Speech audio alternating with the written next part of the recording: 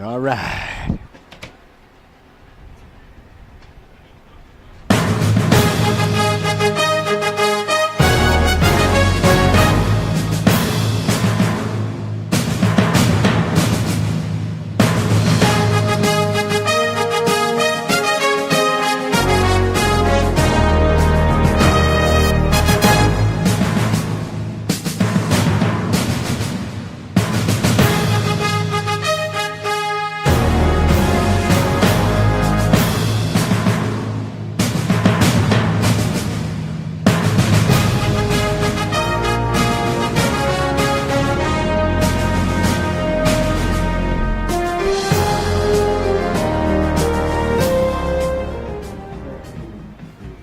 Hi, everybody. Good Saturday morning. Welcome to Vype, FortBend.com coverage of Fort Bend County High School sports.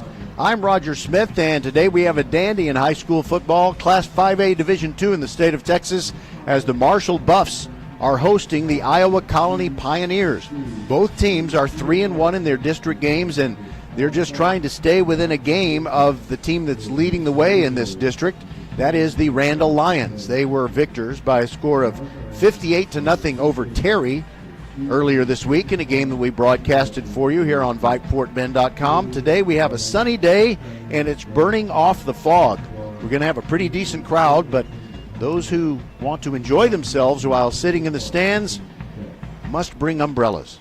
All right, I'm Roger Smith. As I said, Les Clary is my silent partner today inside the mothership at Vype World headquarters. He'll be making sure everything sounds great, and he will try to make me laugh as I go through this broadcast, but it's a serious game, so I don't think he's going to be successful.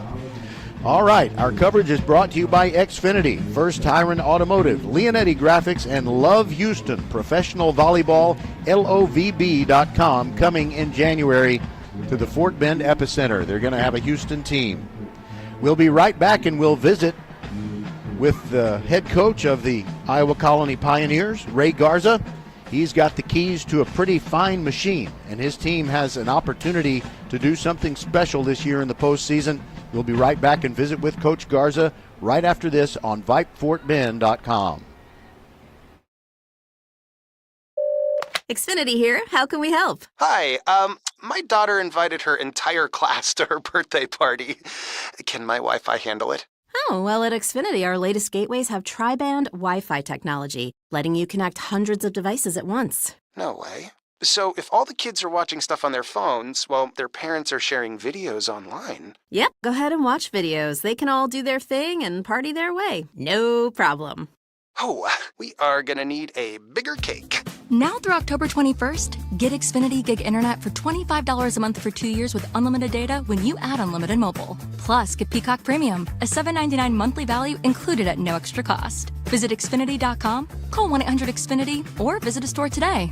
Xfinity. Bring on the good stuff. Restrictions apply. Requires paperless plan and auto pay with stored bank account. Equipment, taxes, and fees extra. Gig Wi-Fi requires Xfinity Gateway. Xfinity Mobile requires Xfinity Internet. After promo, regular internet rates apply. Currently $96 a month. Actual speeds vary.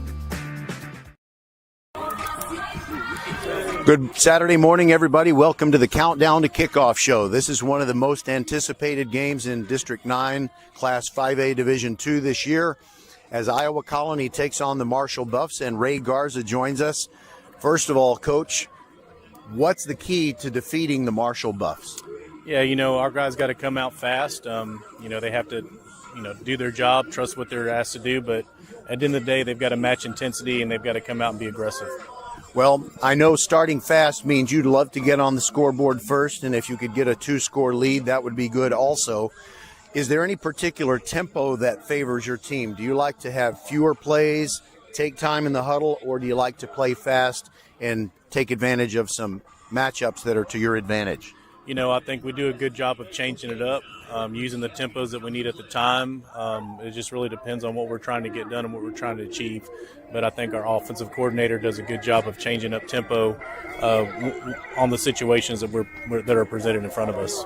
By the way, I was looking at the stats that are provided by the athleticsdepartment.com. I know they don't tell everything, but I was pretty impressed with your kicker and punter, Andy Cruz. He seems to be incredibly efficient with his kickoffs. lots of touchbacks. Only one has gone out of bounds thus far this year, and so many teams will just kick it out of bounds because they don't want to risk a return. What's your philosophy on that? Andy's a great weapon for us. He's done a good job for us the last 2 years, and yes, he does all of our kicking, PAT, field goal, kickoffs, and punts. But at the end of the day, we want to make sure we start with good field position. So, whatever we feel is going to put us in that best position to start on defense on kickoff after the kickoff is what we ask him to do. All right. That is Coach Ray Garza of Iowa Colony, and by the way, I know it's great. I know you're blessed to be a part of such a thriving young school. It's getting bigger and bigger. You've got a lot of talent to draw from, and you have a chance to accomplish something special this season and in seasons to come. Absolutely, couldn't be more grateful for the opportunity that I have here, along with all these coaches and these kids that we were blessed with to open up this school. And it's our first senior class that we'll have this year, and they've achieved a lot for our school, and they continue to achieve a lot and create traditions and a legacy for themselves. So couldn't be more grateful for these kids, and I'm lucky to lead them into this, not only through district but the postseason if we earn the right to go to the playoffs. I really like the nickname Pioneers because you're true pioneers. A long time ago, ZZ Top had a song. It wasn't a hit, but one of the lyrics was "Out in the sticks down Highway 6," and that's where your office is. How about that? That's true. Yes, that is where my office is. All right. Thank you, Coach Garza. Good luck today. All right. Thank you. We'll be back with more of the Countdown to Kickoff show, and we'll visit with James Williams, head coach of the Marshall Buffs.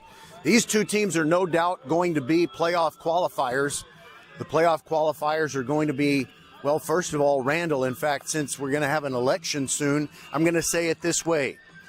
VypeFortBend.com projects that Randall will be the undefeated champion of District 9 of Class 5A, Division 2, and they will be the top seed going into the playoffs. But then after that, who will be the highest seed among this trio of teams? Marshall, Iowa Colony, and Texas City.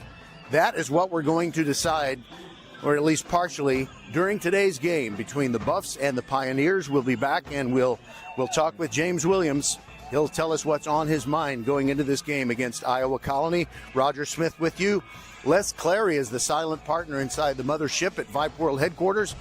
Always great to have him working with me, and it's also great to have you listening in. It is always free to listen live or listen later on the podcast at VypeFortBend.com.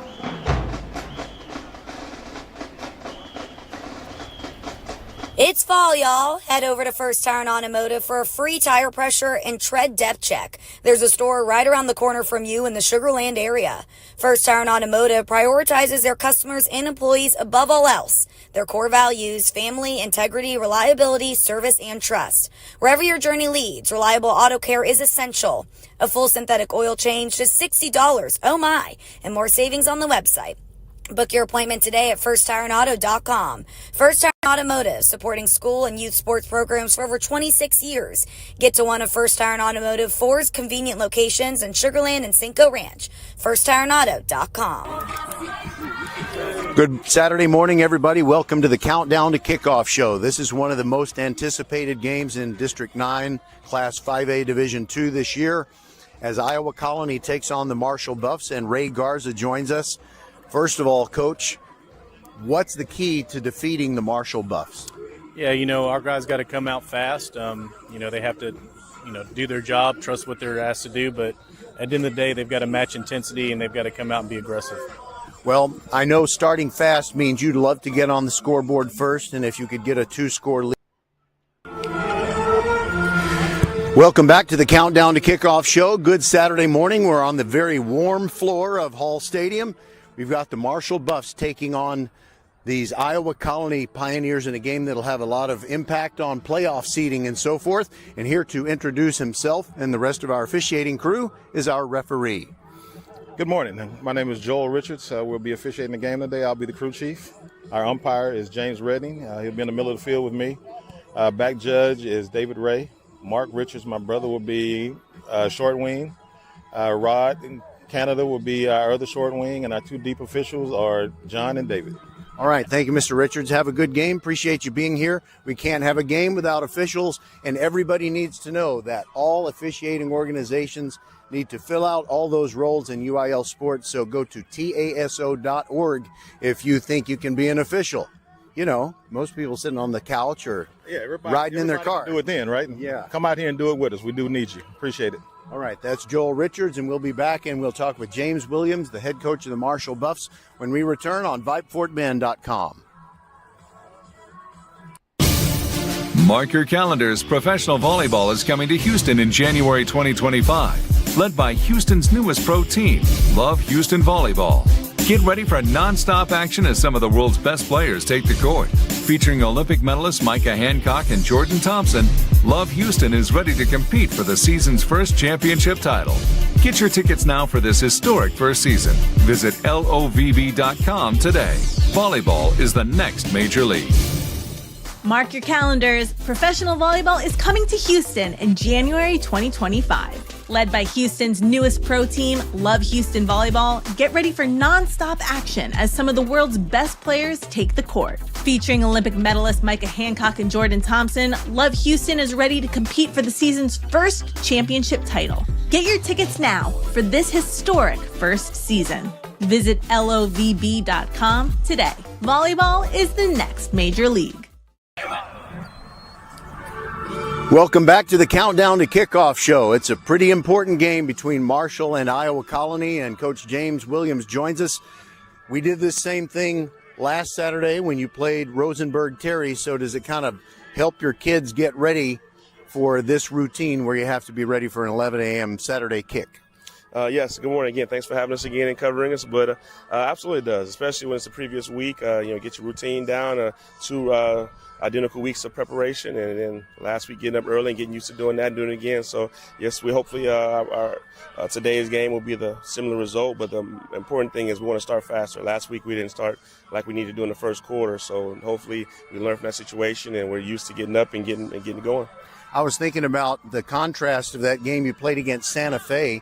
I think you scored 5 touchdowns that were 50 or more yards, and it was a little bit more of a killing me softly type game last week. You moved the ball consistently, but you didn't get those big chunk plays.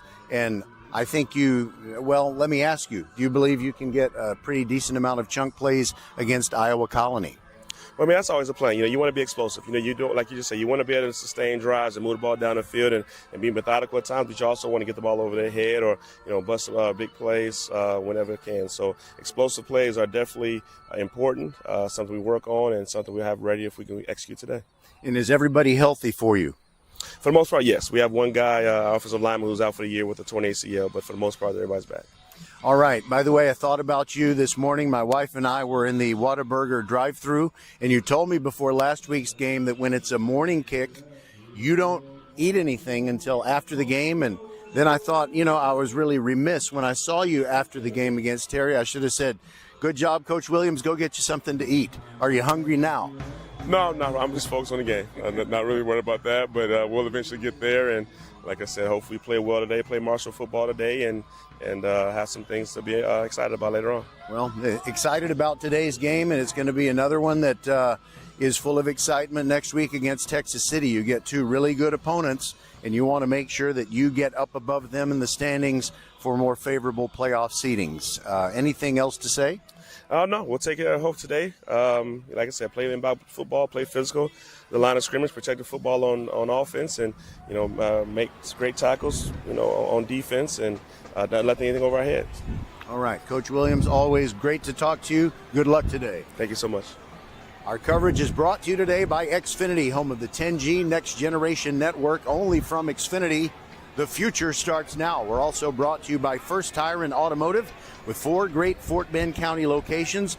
And you Marshall fans, if you need new tires or anything done to your car that will keep it running at its very best, they've got a great location in First Colony on Lexington Boulevard. Take your car to First Tire and Auto right there. Also, we are brought to you by the official banner provider of VypeFortBend.com, Leonetti Graphics. And we are also brought to you by our brand new sponsor, Love Houston, LOVB.com. That is the new professional volleyball league that is sweeping the nation. Houston has a team, and our team is going to be headquartered in Fort Bend County at the Fort Bend Epicenter there in Rosenberg. So it's going to be great when the season starts in January, and we appreciate their support. Go out there and check out LOVB. They call it Love League One Volleyball, LOVB.com. We'll be right back with the kickoff right after this on your one and only broadcast home for Fort Bend County High School sports. Leanetti Graphics, the gold standard in Fort Bend County for screen printing, embroidery, banners, signs, t-shirts, and all kinds of specialty items. Whatever you need to advertise or show school spirit, team spirit, or company spirit, nobody does it better than Leanetti Graphics. We started creating our products in an apartment 23 years ago, and now our state-of-the-art facility in Stafford has everything to make your vision come true. Call your friends at Leanetti Graphics, 281-499-4959. Leanetti Graphics, the official banner provider for VypeFortBend.com. We are the volleyball school with 3 locations, Katy, the Woodlands, and our newest in Richmond on West Belfort. We have the best developmental volleyball program in Fort Bend. We have the high-level training you need to get on the top club and school teams, and you'll have fun doing it. Our Richmond facility is at 18120 West Belfort. Visit thevolleyballschool.com and come train with us. It's fall, y'all. Head over to First Tire and Automotive for a free tire pressure and tread depth check. There's a store right around the corner from you in the Sugar Land area. First Tire and Automotive prioritizes their customers and employees above all else. Their core values, family, integrity, reliability, service, and trust. Wherever your journey leads, reliable auto care is essential. A full synthetic oil change, just $60. Oh my! And more savings on the website. Book your appointment today at firsttireandauto.com. First Tire and Automotive, supporting school and youth sports programs for over 26 years. Get to one of First Tire and Automotive 4's convenient locations in Sugar Land and Cinco Ranch. firsttireandauto.com. Xfinity here. How can we help? Hi, my daughter invited her entire class to her birthday party. Can my Wi-Fi handle it? Oh, well, at Xfinity, our latest gateways have tri-band Wi-Fi technology, letting you connect hundreds of devices at once. No way. So if all the kids are watching stuff on their phones, well, their parents are sharing videos online. Yep, go ahead and watch videos. They can all do their thing and party their way. No problem. Oh, we are gonna need a bigger cake. Now through October 21st, get Xfinity Gig Internet for $25 a month for 2 years with unlimited data when you add unlimited mobile. Plus, get Peacock Premium, a $7.99 monthly value included at no extra cost. Visit Xfinity.com, call 1-800-XFINITY, or visit a store today. Xfinity. Bring on the good stuff. Restrictions apply. Requires paperless plan and auto pay with stored bank account. Equipment, taxes, and fees extra. Gig Wi-Fi requires Xfinity Gateway. Xfinity Mobile requires Xfinity Internet. After promo, regular internet rates apply. Currently $96 a month. Actual speeds vary.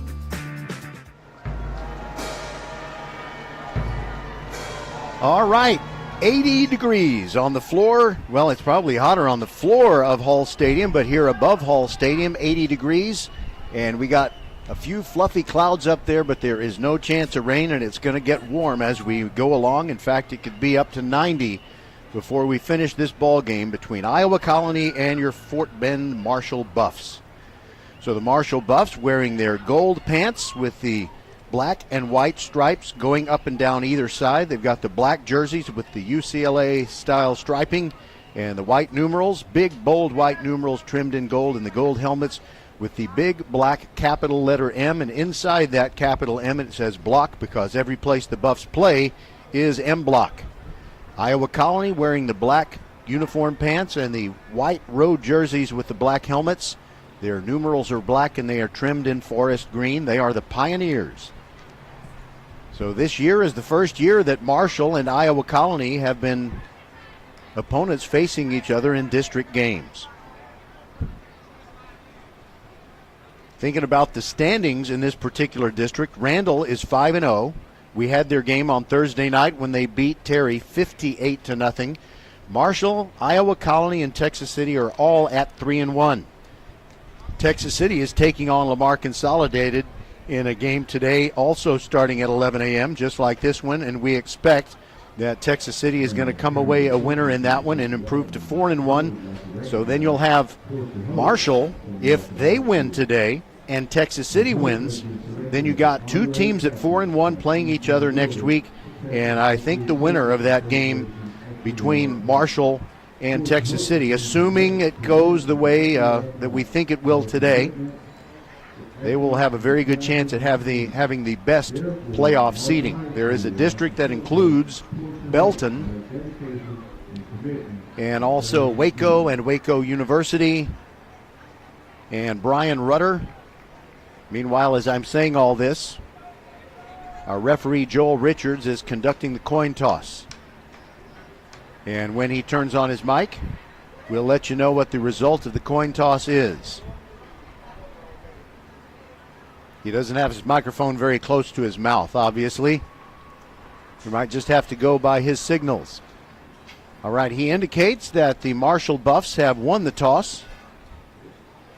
He pats them on the shoulder. They have deferred, and Iowa Colony will get the football first, and they will receive at the north end of Hall Stadium, and we are ready to rock here on VypeFortBend.com. Okay, so let's see. I was talking about the teams that are going to come out of District 10. Those are going to be the ones that the playoff qualifiers from our District 9 face. Waco University is leading that particular district. By the way, the captains for Marshall are posing, getting a nice little picture there. You got Ryan Johnson, Jordan Simmons, and also Jakyron Edmonds. The only thing difficult about getting to the game today, and especially for folks in Iowa Colony, was the fog. We had a very foggy morning, but that fog is all burned off, and now we got to deal with the heat. So you got to make sure that you hydrate properly. Jacody Miles is back to receive the kickoff, and the kicking specialist for your Marshall Buffs is Luis Diaz. You know, recently they've been having Tamir Williams do it, and it is Tamir Williams kicking off 83, not 82. So Williams kicking off. And he kicks it toward the near sideline. It's a short kick, lands between the 30 and the 35. It's on the ground, and it's covered by Iowa Colony. That's all they could do. Jaden Warren jumped on it. He's an 180-pound wide receiver. In fact, he's their most productive receiver with 14 catches, 260 yards. He scored 8 TDs, and he could break it from anywhere. Jaden Warren has scored a 75-yard touchdown pass this season, and their other favorite target is Jacody Miles, who is one of the deep men on the kickoff return. He's caught 15 for 150 yards and a touchdown. And the quarterback for Iowa Colony is Carson White. He takes the snap out of the pistol formation and a run straight ahead, and sliding over to the right and getting absolutely nothing is Eric Mosley. Mosley averages 7.6 yards per carry, and he scored 6 TDs, but they bottled him up right there. It was the left side of the Marshall defensive line, Kendrick Orgy and Jacoby Davis, making sure he had nowhere to go. Tackle for loss. He lost 1 on the play, and it's 2nd down and 11. Iowa Colony going from left to right, that is to say from north to south. And they're on the near hash mark, and 2 running backs in the pattern, and White hands it off, going to the left, giving ground. This is going to be a huge tackle for loss. The Buffs defense all over Eric Mosley. He just kept angling, thinking he could get to the edge, but that is very difficult to do against this Marshall Buffs defense. Ashton Lofton, the corner, came up and hit him, and Lofton's not a very big fella, but he hits like a truck. And let's see, how big a loss was that? That was 7 yards, and now they have a passing down for sure from their 26-yard line. They're facing a 3rd down and 18. 3 receivers to the near side of the formation, and Antoine Martin is the single receiver over on the far side. White drops back. They protect him. He steps up, throws a slant, got a completion, and it's going to be good for 11 yards or so, but is nowhere near what they needed for the first down. Jaden Warren makes that catch, and quickly he was brought down on the play by Marshall's Diedrich Brown, and that forces a punting situation. Andy Cruz comes on, and he's an effective punter with an average of 33.9 on the year. Jakyron Edmonds back to receive the punt. And it's going to be Edmonds calling for a fair catch at his 22-yard line, and that's where the Buffs will start their first offensive series. So let's talk about their three great receivers. Andre Feast, 27 catches on the year, including 4 TDs. Jacaden Ferguson, 4 TDs, and he's caught 16 passes. Dejon Taylor, 14 catches, has no touchdown catches, but he has run back a punt for a touchdown, and he ran back a kickoff for a touchdown last week when the Marshall Buffs were taking on the Terry Rangers. Caden Johnson is the quarterback. It's a 5-receiver set on 1st and 10 from the 21-yard line. Stomps his feet, nobody goes in motion. He's ready for the snap, and he looks quickly to the right sideline, throws it over there, and it's going to be a short catch, 3, maybe 4 yards. Jakyron Edmonds making the catch there. Peyton Long is their most productive running back, and right now he is lined up as a slot receiver. Now it looks like he's going to move back into the backfield alongside Caden Johnson, the quarterback. Long has 495 yards on the year, 6.3 per carry. On 2nd down and 7, fake to Long. No, they gave it to Long. Up the middle he goes, shedding tacklers, gets to about the 30. He's 1 yard short of the first down before the Iowa Colony defense pushes him back. Trayshawn O'Neal, the linebacker, brought him down.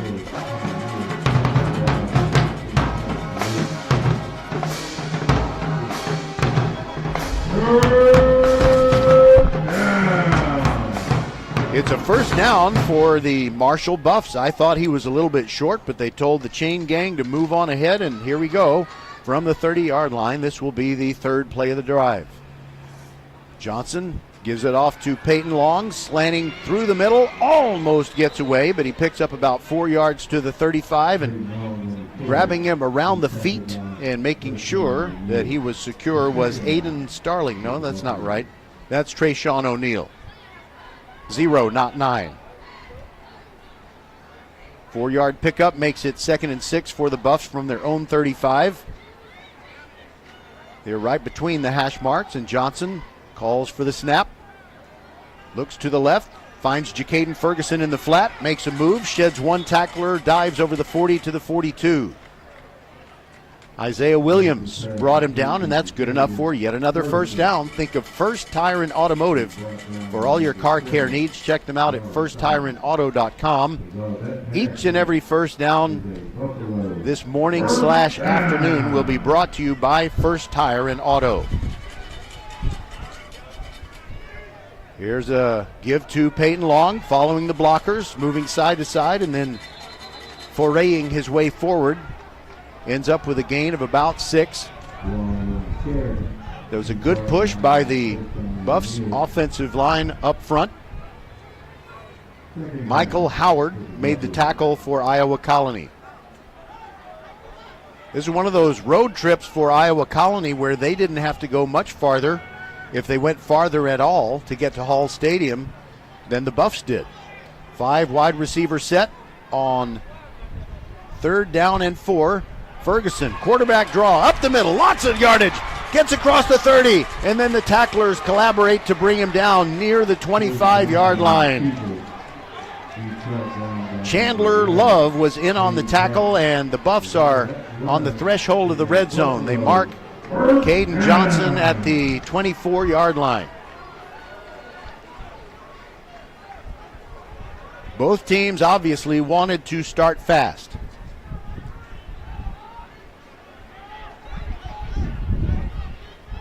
Johnson looks right, now left, calls for the snap. Got the one setback, that's long. They give it to him straight up the middle, and that play's not going to go very far. It's like a 2-yard gain, but the reason it was that minimal is because of Hayden Caston, The linebacker fired into the backfield, and he slowed Long down. He didn't bring him down, but the help soon arrived. 2nd down and 8 coming up for the Buffs.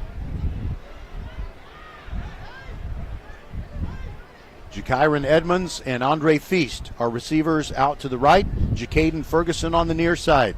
2 running backs next to Caden Johnson. He hands it off, running left, near the 20-yard line and out of bounds at the 22. Just a gain of 1 yard as they gave the ball to Dejon Taylor. And he was kind of grabbed up around the head and thrown out of bounds. He never actually went down.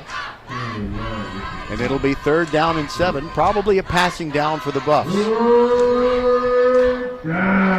Last week against Terry, they dominated the game, but they didn't have their usual, explosive plays. We broadcasted a game against Santa Fe earlier this year when they scored 5 touchdowns of 50-plus yards. Now they are moving systematically down the field, and now over the middle, a wide open, uncovered Jacaden Ferguson catches it for a touchdown.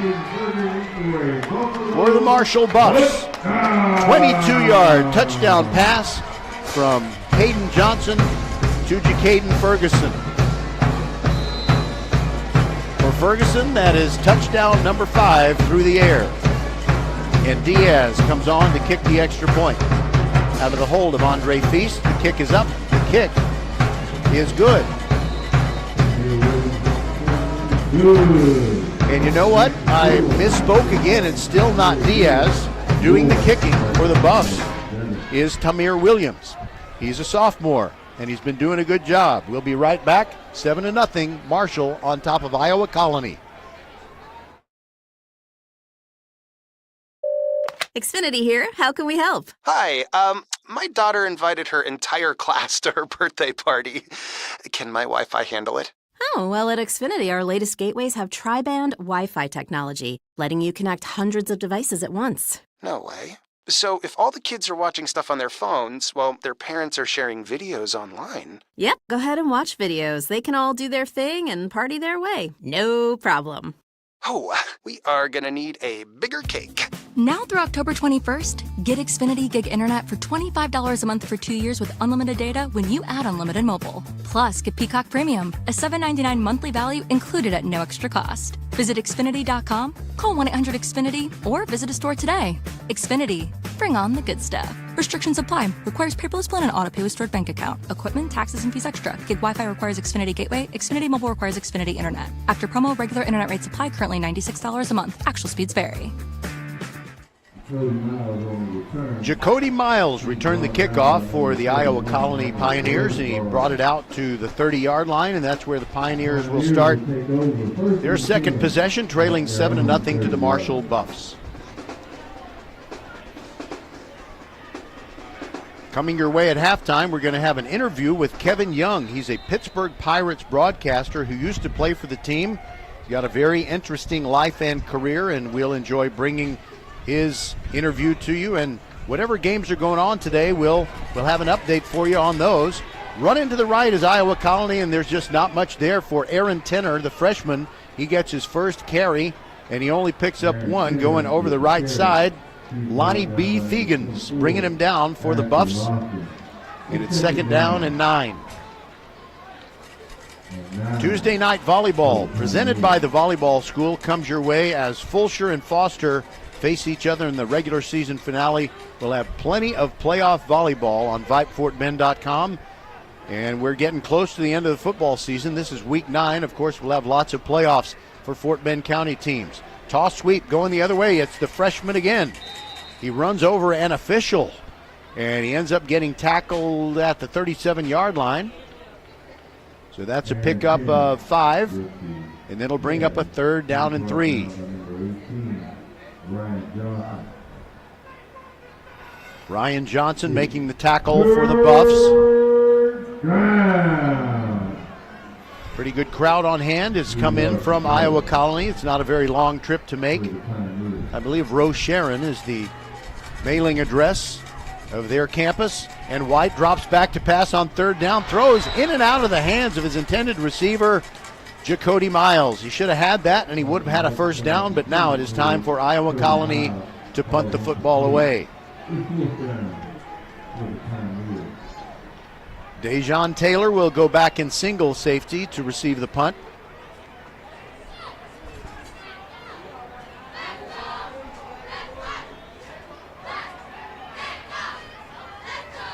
Andy Cruz, the punter, is lining up, but I think he's concerned. Okay, I know what he's concerned about. They don't have the right football in there. The offense uses a different football as opposed to the kickers and punters. Each offense gets to choose a certain type of football, and each kicker and punter gets to choose one. So the line of scrimmage is the 37, and Iowa Colony punting for the second time today. Cruz takes the snap. They don't rush him. He gets it away. And Dejon Taylor with a fair catch at the 25-yard line where the Buffs will start again. We're getting to that part of the season where we make a lot of decisions about where we're going to go, which games we're going to broadcast. And our decisions aren't completely set in stone. I have thought about maybe going to Texas City for the Buffs game there. But because of my full-time job teaching in Alief ISD, it might not be possible to get there on time. So we may not be able to do that. But we're thinking about it. So we have not shut the door. It is 7-0. Buffs on top, and now they have this possession. And they run the jet sweep. Dejon Taylor got some daylight across the 30-35 and bumped out of bounds. Near the 39-yard line, shoved out by Jeremy Garner, but that's a first down. Think of First Tire and Automotive for all your car care needs. Check them out at firsttireandauto.com. 14-yard pickup on the jet sweep as they started flow to the right and gave it off to Taylor coming back toward the left. Taylor's just a junior. He'll be a real star on this team next year after Andre Feast and Jacaden Ferguson have moved on to the next level. Kind of a tightly bunched formation from the left hash. Buffs ready to go and rev up that offensive engine. Fake to Peyton Long and a throw to Feast in the flat. And he drives forward for a gain of 6 out near the 45-yard line. Nice reaction by the Iowa Colony defensive unit. Jeremy Garner sliding down to make that play. Second down and 4 coming up, a long 4 yards to go. Feast, Taylor, and Ferguson are the 3 receivers on the near side. Caden Johnson gives it off to Peyton Long. Drives through, gets the first down, shedding tacklers.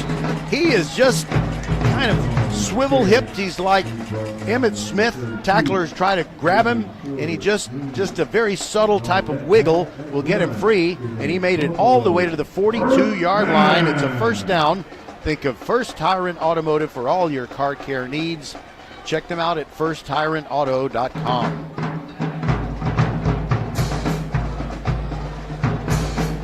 Iowa Colony has not been able to slow Marshall down at this point.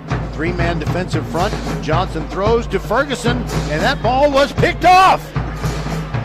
He threw one of those sideways passes, and Iowa Colony anticipated it. And Jarvis Solomon picked it off, and that's the first turnover of the game.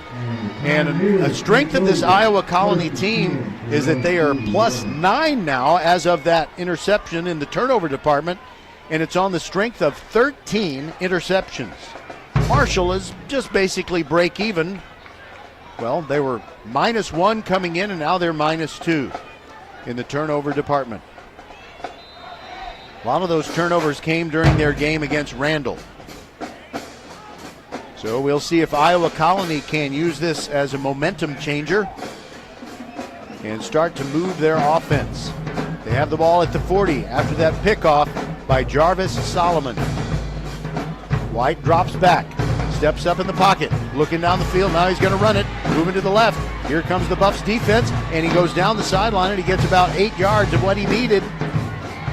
He's a good running quarterback. Dedrick Brown ran him out, and they give him 8 yards. 2nd down and 2 as he went out at his own 49-yard line.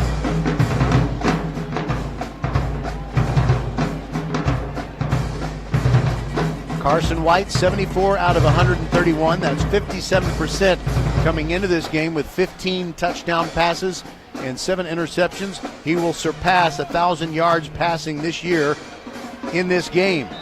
There's a running play over the left side, and the Marshall Buffs right there to squash it. Eric Mosley gets, well, pretty much nothing. It's a no-gainer.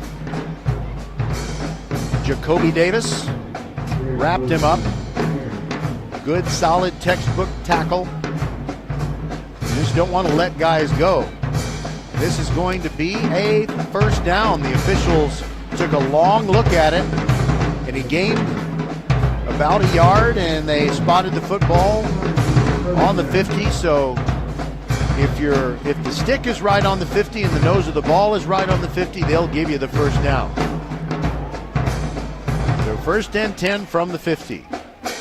And White drops back, throws a quick one over the middle. He's got a completion. He's got Jacody Miles, and he gets it to the 40 of Marshall. And that is going to be 11 yards and yet another first down. It was a little stop route. He came back to the ball, fundamentally sound. When the ball is in the air, the best thing to do, if you can, or if it makes sense to do so, is to move to it. 2 receivers in a slot on the left side.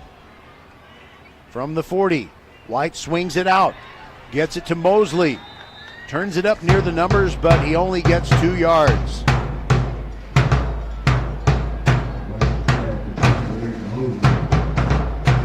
The Buffs' Dylan Waters. Correction, that wasn't Dylan Waters, it was Dedrick Brown. And Terrence Whitsey also got a piece of the tackle. It's 2nd down and 9. He did get 1 yard out of it. Hand off straight up the middle, and slipping out of the grasp of one tackler and moving to the 34 is Mosley. So it's going to be a more manageable 3rd down situation here. They'll have a 3rd down and 4 after that 5-yard pickup. The key for Iowa Colony is get some points off that turnover. They got the interception by Jarvis Solomon.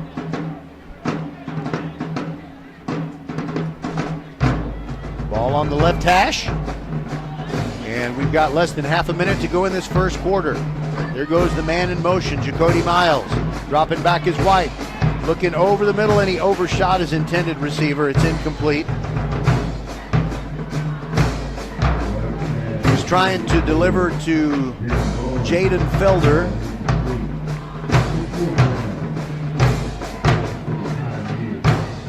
Correction, Denham Barnes. Denham Barnes is the fabric of this Iowa Colony team. Incomplete pass means there are 18.5 seconds to go in this first quarter. And they're going to go ahead and punt it from the 34-yard line of Marshall and try to pin the Buffs back. They bring on Andy Cruz. The Buffs haven't come after Cruz on either of his 2 earlier punts.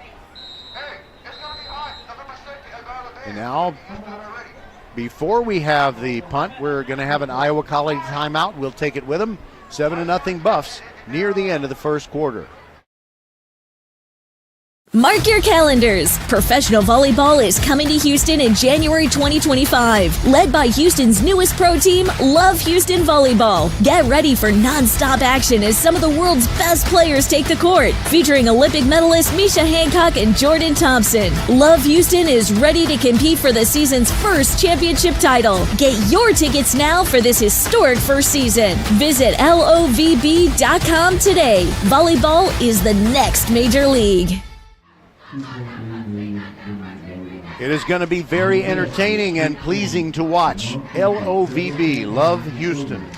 LOVB stands for League One Volleyball. Go to lovb.com to find out about tickets and when our Houston team will be playing its matches. They'll be at the Fort Bend Epicenter, so that'll be easy pickings whether you root for Iowa Colony or Marshall. You don't live too far from the Fort Bend Epicenter. And now Iowa Colony is going for it. They're not punting with Andy Cruz. White drops back, gets protection, throws a slant, incomplete. It was thrown just a tad behind Jaden Warren. It was also good defense on the part of two Buffs. Caleb Chester and Isaiah Williams made sure it wasn't a completion, and the ball will go over on down, so the Buffs defense comes through after the interception thrown by Caden Johnson. Iowa Colony does not get anything out of it.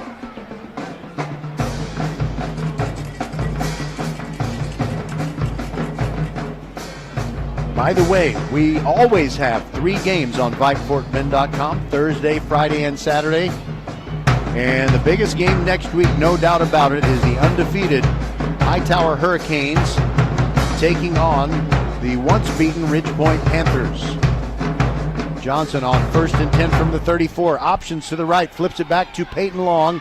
He only gets about 2 yards on the play. Strung out so nicely by Trayshawn O'Neal, the very athletic linebacker, and his helmet comes off, and O'Neal has to step off the field for one play. Long did pick up 3 yards on that play. And that is the end of the first quarter. We'll be back on VypeFortBend.com, 7-0 Buffs, on your one and only broadcast home for Fort Bend County High School sports, VypeFortBend.com.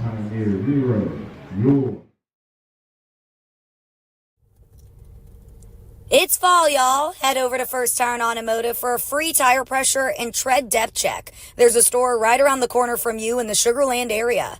First Tire and Automotive prioritizes their customers and employees above all else. Their core values: family, integrity, reliability, service, and trust. Wherever your journey leads, reliable auto care is essential. A full synthetic oil change, just $60. Oh my! And more savings on the website. Book your appointment today at firsttireandauto.com. First Tire and Automotive, supporting school and youth sports programs for over 26 years. Get to one of First Tire and Automotive 4's convenient locations in Sugar Land and Cinco Ranch. firsttireandauto.com.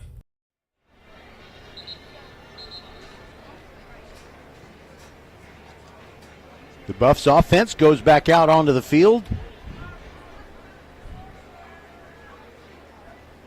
Second down and 7 for them as we start the second quarter. Now they are moving left to right, that is north to south. The sun is not really affecting anyone. It is pretty much directly overhead right now. Johnson, who's thrown 16 touchdown passes on the year, hands it off to Peyton Long. Slithers through the middle. He's in the open, and there he goes. And it's not Peyton Long. Instead, it's Darrell Taylor, and he takes it all the way to the 28-yard line for the Buffs.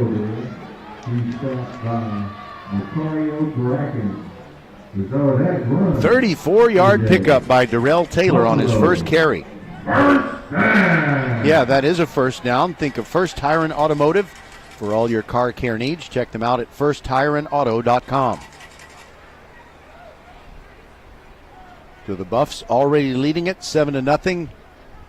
And now they're in Iowa Colony territory on the second play of the first quarter. Darrell Taylor again hard up the middle, but he's hit near the line of scrimmage. His momentum moves him forward. Hayden Caston with the tackle. 2-yard pickup, second down and 8.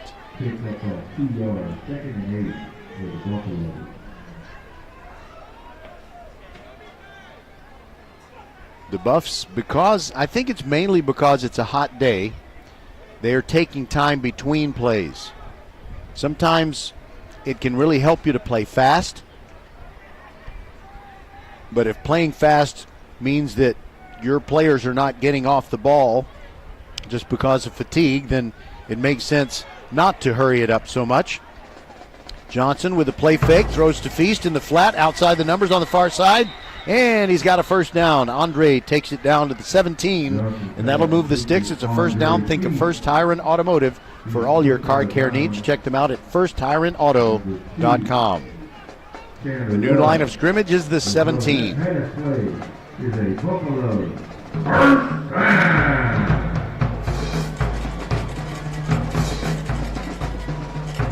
The Buffs kind of methodical, just like they were last week against Terry, but Iowa Colony certainly a tougher opponent. Three-man front facing Caden Johnson.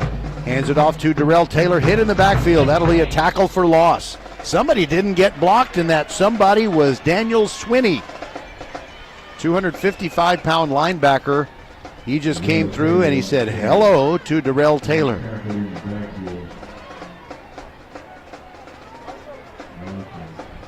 Kevin Young of the Pittsburgh Pirates broadcast team is going to be our halftime guest. You'll enjoy hearing him talk about how he got where he is right now.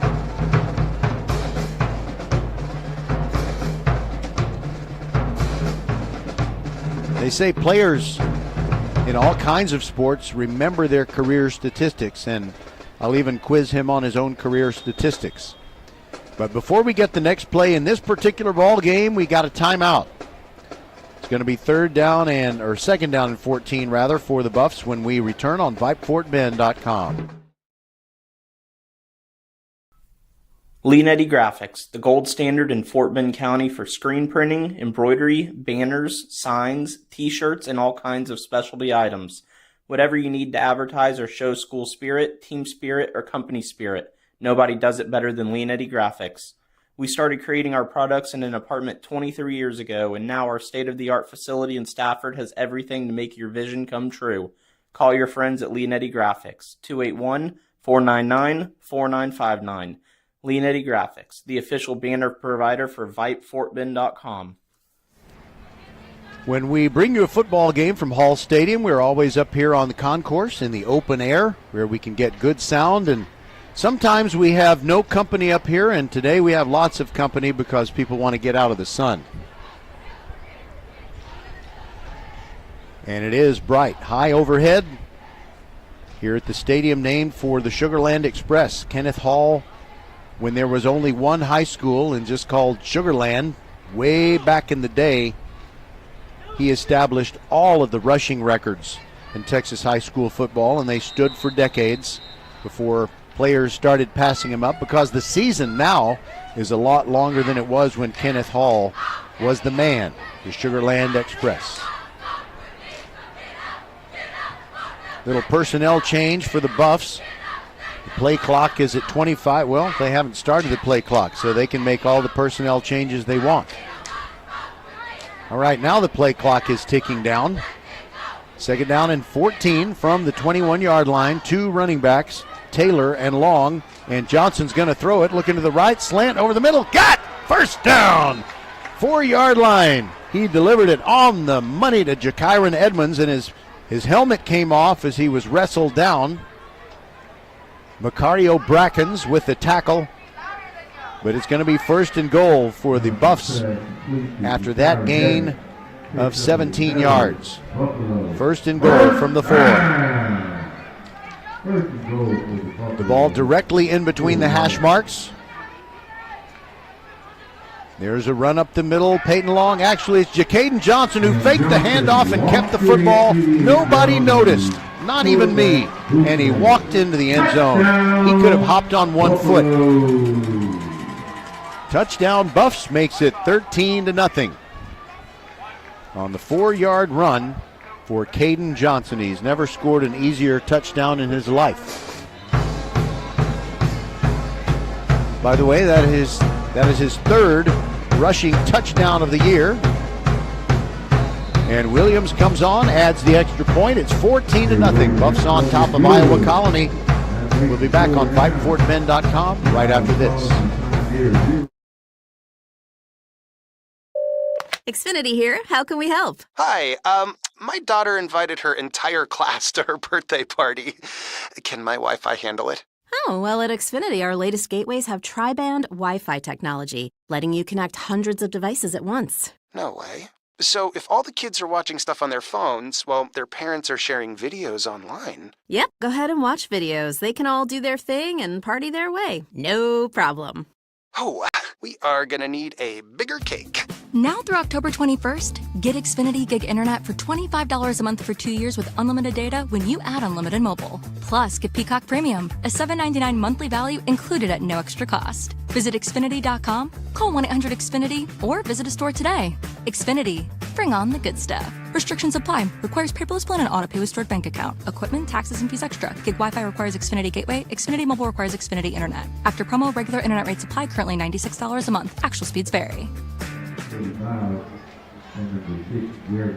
Tamir Williams ready to kick it off for Marshall. The Buffs lead 14-0 over Iowa Colony in this game that's critical for both teams.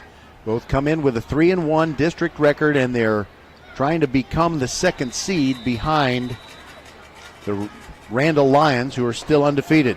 Little pop-up kick. Short kickoff comes down to the 36-yard line. Fair catch called for and made by Hayden Caston. That's where Iowa Colony will start.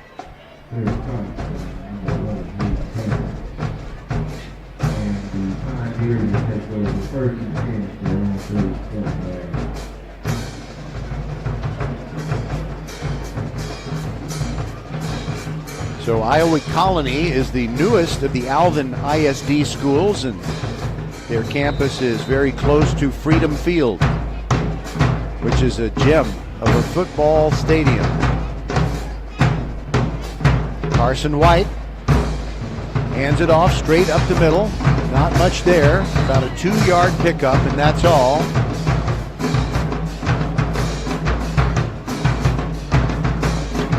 Aaron Tenner, the freshman, carrying on the play. They give him a yard. It's 2nd down and 9 coming up. Right in the middle of the defense for the Buffs, it was Nate Murguia bringing him down. Murguia is a massive young man, very hard to move him. Here's a delay and a run to the right. Just getting out of the backfield was hard, but now that's big yardage for Iowa Colony.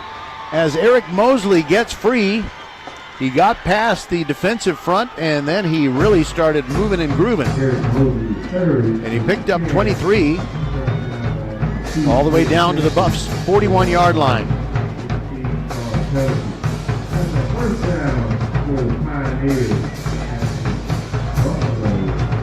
Iowa Colony received the football to start this game, so the Buffs will get it back.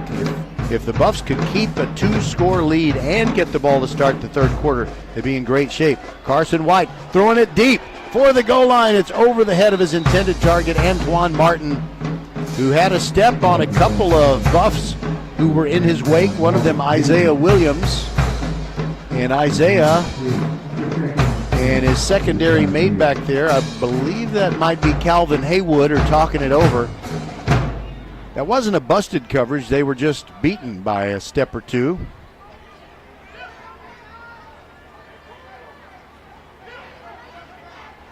Second down and 10 from the 41. Carson White hands it off. Running left. Big yardage. First down and more. Spinning for a 13-yard gain is Aaron Tenner, the freshman. He can't drive legally by himself in the state of Texas, but he can carry the football. He advances it to the 28-yard line, and that'll be a first down. Think of First Tyrant Automotive for all your car care needs. Check them out at firsttyrantauto.com. 28-yard line. Carson White sends a man in motion, then that man reverses himself. And now a slant play off the left side. 5 solid yards for Aaron Tenner. Submarining him and getting off the bottom of the pile is Detrick Brown. 6-yard pickup on the play for Tenner. Tenner with 295 rushing yards on the season coming into this one, and it looks like they believe he can get him some pretty good production. He's got 1 touchdown on the year. And there's a give up the middle. They're kind of alternating running backs and very effectively moving the football. That's a gain of 6 down to the 16-yard line from Eric Mosley, and yet another first down for the Iowa Colony Pioneers. Kendrick Orji stood him up and brought him down, but not before he made that first down, and now Iowa Colony has gotten into the red zone for the first time today. 6:40 to go in the first half. Carson White moving personnel around. William Terry is the tight end on the right side of the formation. And the snap goes through Carson White's hands. He has to go back to the 30-yard line and fall on it. Oh, that is disappointing for Iowa Colony. They've been moving the ball so effectively, running the football. Now they lose 13 yards on an unforced error, and that'll make it 2nd down and 24.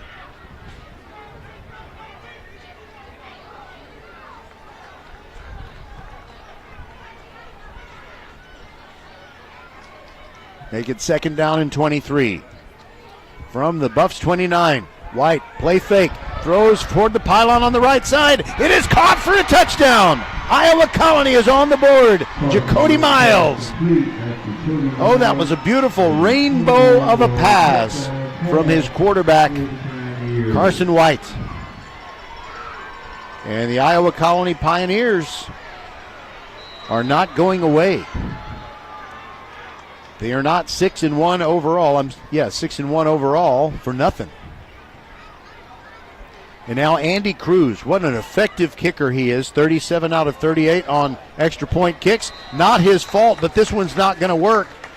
It was either a bad snap or the holder, Jacody Miles, just dropped it. He had to get up and try to run with it, and the extra point fails. So who knows, maybe before that kick try,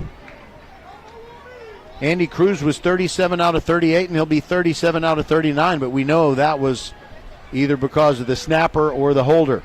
But it does cut the lead almost in half. It is 14-6. Marshall over Iowa Colony, and we'll be right back on VypeFortBend.com. It's fall, y'all. Head over to First Tire and Automotive for a free tire pressure and tread depth check. There's a store right around the corner from you in the Sugar Land area. First Tire and Automotive prioritizes their customers and employees above all else. Their core values: family, integrity, reliability, service, and trust. Wherever your journey leads, reliable auto care is essential. A full synthetic oil change, just $60. Oh my! And more savings on the website. Book your appointment today at FirstTireAndAuto.com. First Tire and Automotive, supporting school and youth sports programs for over 26 years. Get to one of First Tire and Automotive 4's convenient locations in Sugar Land and Cinco Ranch. FirstTireAndAuto.com. It was at this very juncture of the game last week against Terry when the Marshall Buffs turned the momentum in their own favor and never looked back. They were up 14-6 after Terry had scored its only touchdown of the game. And Dejon Taylor ran the kickoff all the way back. The Buffs led 21-6. They ended up winning 42-6 and were never challenged after that. So Andy Cruz will kick it off, and Dejon Taylor is back there. They kick it all the way to the goal line. It goes into the end zone. It'll be a touchback. So no big return, but the Buffs offense gets the ball back with 5:43 to go in the half, leading 14-6. And by the way, fans, I am going to get you a score update on that game between Texas City and Lamar Consolidated. I'm not really thinking that it's going to be close. I expect the Stingarees to take care of business and then some.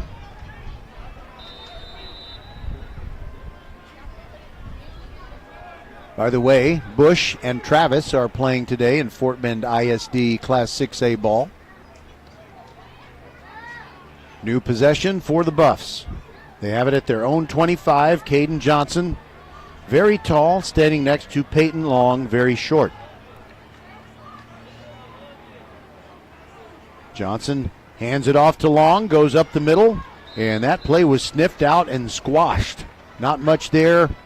No gain, or maybe a gain of one. Adrian Porter, the linebacker, who's only 175 pounds, but he hits like a much bigger man. He slid through to make the tackle, and it's 2nd and 9. Under 5.5 minutes to go.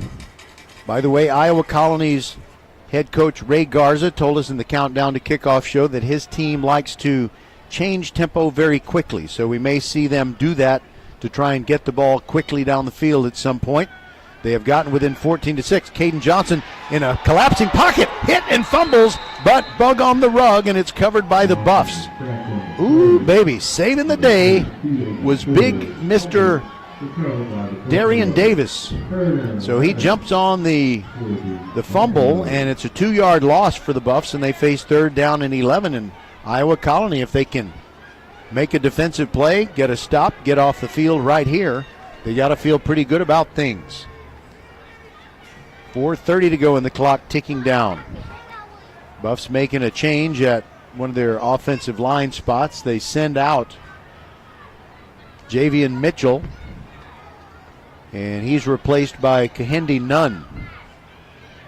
It might have been an equipment thing.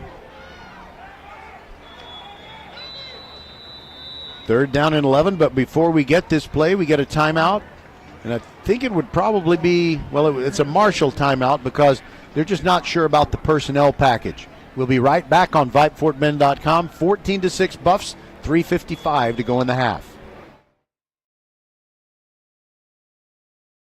Mark your calendars. Professional volleyball is coming to Houston in January 2025. Led by Houston's newest pro team, Love Houston Volleyball, get ready for non-stop action as some of the world's best players take the court. Featuring Olympic medalists Micah Hancock and Jordan Thompson, Love Houston is ready to compete for the season's first championship title. Get your tickets now for this historic first season. Visit lovb.com today. Volleyball is the next major league. Today's team and individual stats are provided by theathleticsdepartment.com. They're a full-service provider of high school stats for UIL districts and teams. Coaches and athletic directors can contact theathleticsdepartment.com for more information or follow them on their social media platforms, Facebook and X, formerly known as Twitter. The Buffs are back out there ready for their 3rd down and 11. They want to keep this possession going. They lead 14-6. Andre Feast in motion from the far side to the near side. Johnson looks right, throws left, and a very short pass, incomplete, intended for Jacaden Ferguson. But even if he had caught that, it would have been well short of the 1st down. Going there with the football was not going to get the 1st down, so that stops the clock, which helps Iowa Colony a bit. And you know, before we went to that commercial break, I said 3:55 left in the half, but there was actually more than that, because they inadvertently kept the clock going after the timeout had been taken. So they added some time to the clock, and the play we just had took, I think, 4 seconds. So now we're at 3:54 remaining, and Tamir Williams ready to punt it away. Jacody Miles back to receive it. It's a little bit of a high snap, but Williams gets it away. Good rush, though, by Iowa Colony, and the punt bounces on the Iowa Colony side of the 50 and keeps on rolling down to the 34. Make it the 35.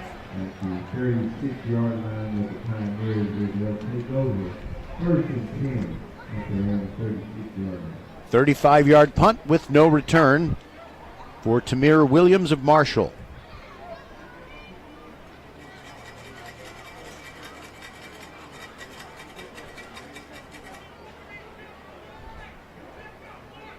Marshall with a 3-man defensive front, is at least as far as players that keep their hands on the ground. They'll make it a 4-man defensive front. Carson White hands it off, running to the left, and a no gainer for Aaron Tenner. The freshman is all bottled up. Marshall always has guys who are tough to block. Kendrick Orji on the tackle there. Also supporting Lonnie B. Fegans. Loss of 1. 2nd down and 11. 3:25 to go in the half, and Iowa Colony not going into the hurry up right now, but I think maybe if you see them make a 1st down, they might suddenly go to the up tempo. Carson White dropping back out of the spread. Steps up, looking down the field. Now he's going to keep it, headed for the sideline, and he runs out at his own 43. That's to preserve time. 3:08 to go as he runs out of bounds. And they're going to be faced with a 3rd down and 3.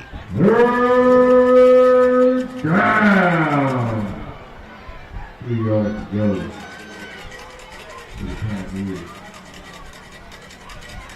All right, Carson White and his mates look over at the sideline. They've got the play they're going to run. Tenner goes in motion, and now a slant and a 1st down catch. across the 50 and into Buffs territory. The man that scored the touchdown, Jacody Miles, makes the catch there to move the football and move the sticks. That's a first down. Think of First Tyrant Automotive for all your car care needs. Check them out at firsttyrantauto.com. Iowa Colony with the ball at the 40-yard line of the Buffs. Under 3 minutes to go.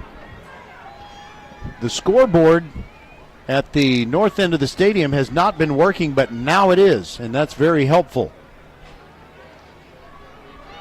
From the 40-yard line, Carson White stepping up in the pocket. Deep over the middle on the post. Receiver falls down and a flag comes in. I believe it's going to be either holding or pass interference, and it will result in a first down for Iowa Colony. Antoine Martin was the intended target. He had fallen down near the 20-yard line. The ball flew just short of the end zone. And I wonder which Marshall Buff is guilty here. It's either Miles Ratcliffe or Isaiah Williams. By the way, we've had a very clean first half. No penalties. Well, not too many penalties. Someone has their hand on my back. I'm sure a very helpful and friendly person, but I'm broadcasting. I can't stop and talk. I got to tell everybody what's happening out there. Thank you very much, but no, thank you. She was offering me food, which is a wonderful thing, but not hungry now. From the 30-yard line, up the middle, draw play goes nowhere. Buffs defense squashing Eric Mosley. Jacoby Davis. You know, they got a Jacody Miles for Iowa Colony and Jacoby Davis for the Buffs. The clock is still ticking down, 2:14 to go, and because that scoreboard is operating, I think I can tell you that Iowa Colony has 2 timeouts left, but they're not using one at the moment.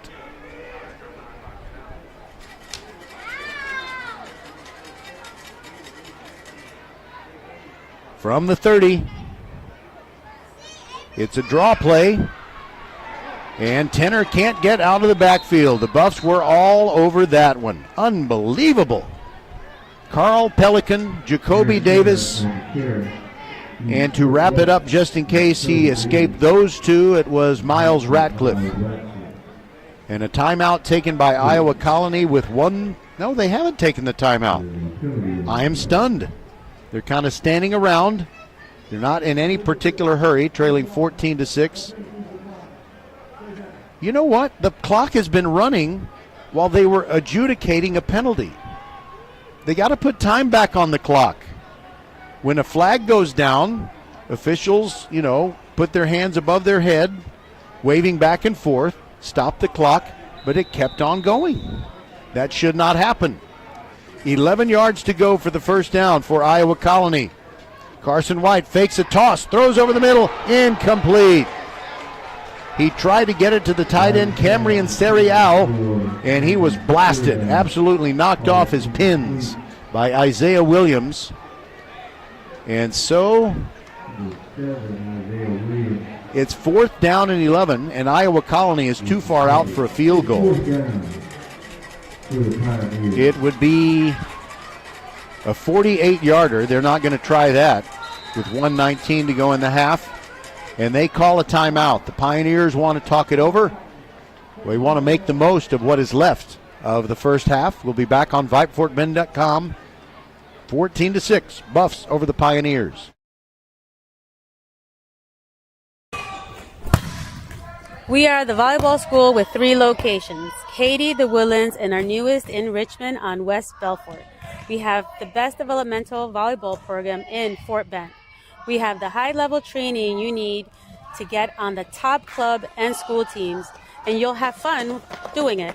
Our Richmond facility is at 18120 West Belfort. Visit thevolleyballschool.com and come train with us. Tuesday night volleyball on VypeFortBend.com is spectacular. Lovely to look at. Very scintillating action.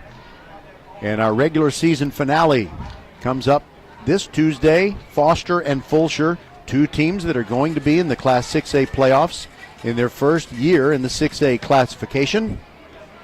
We got other great teams, including Ridge Point and the Austin Bulldogs in Fort Bend County. Looking forward to the playoffs. It's It's going to be hard to figure out who we should cover.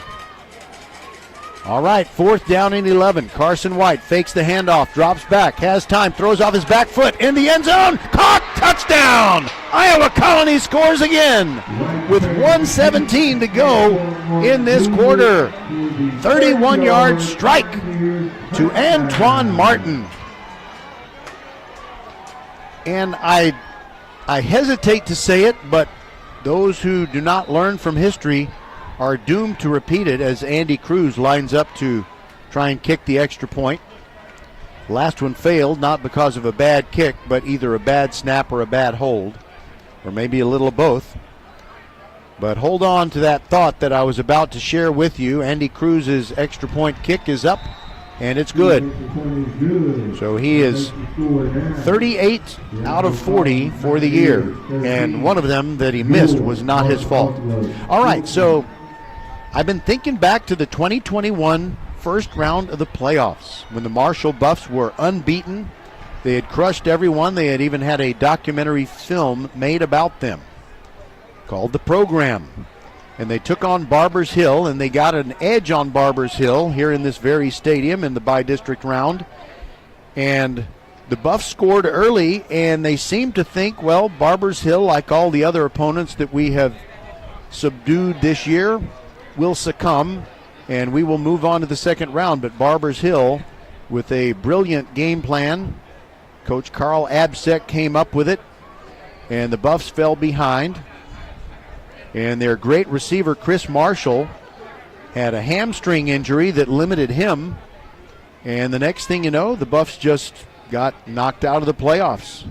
A huge upset by Barbers Hill. Well, this is not a playoff game. It's not going to eliminate anyone, but Iowa Colony had fallen behind 14-0. Now they're within 14-13 after the extra point kick. And if they can keep the Buffs off the board for the final minute 17 of this first half, then they'll be in very good shape going into the third quarter.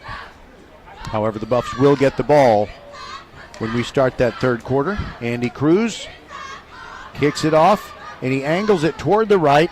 Jordan Simmons takes it at the 2, moves back toward the middle of the field. He's inside his own 10. He's hit, and down he goes. Great coverage by Iowa Colony. Wow, that was amazing. Hayden Caston. This guy is going to play at the next level, no question about that. So he tackles the kick returner at the 5-yard line. So if you were speculating, okay, what are the Buffs going to try to do? They're going to try to do anything with their last possession and starting at their own 5? I'm thinking probably not. So about Andy Cruz, he deserves some praise, especially because of his kickoffs. Coming into this game, 13 out of his 51 kickoffs have gone inside the 20. He's had 21 touchbacks. And, no way that the other team can return one for a touchdown when it's a touchback. And he's only kicked one out of bounds the entire season. Give to Peyton Long, and Long gains 4 yards, slanting over the right side. Caston got a piece of that tackle. So too did Christopher Johnson. We're under a minute to go in this second quarter. 14-13. Iowa Colony has just scored to cut it to a 1-point lead for the Marshall Buffs. Buffs taking their time. They line up the way they line up, and Iowa Colony adjusts. Give to Peyton Long up the middle. Just a short game, maybe 3 yards. And I wonder, Iowa Colony has 2 timeouts. Will they use one here? Evidently not. Well, I'm assuming that the scoreboard is right. If the scoreboard is right, it's kind of hard to read this older scoreboard in the bright sunlight, and I think maybe they actually only have one, but they're not using that one. 6 seconds. 5. Nobody is stopping the clock, so we are done with half of this football game. It's been entertaining. Buffs lead 14-13 as they go to the halftime locker room, and we'll be back with Kevin Young.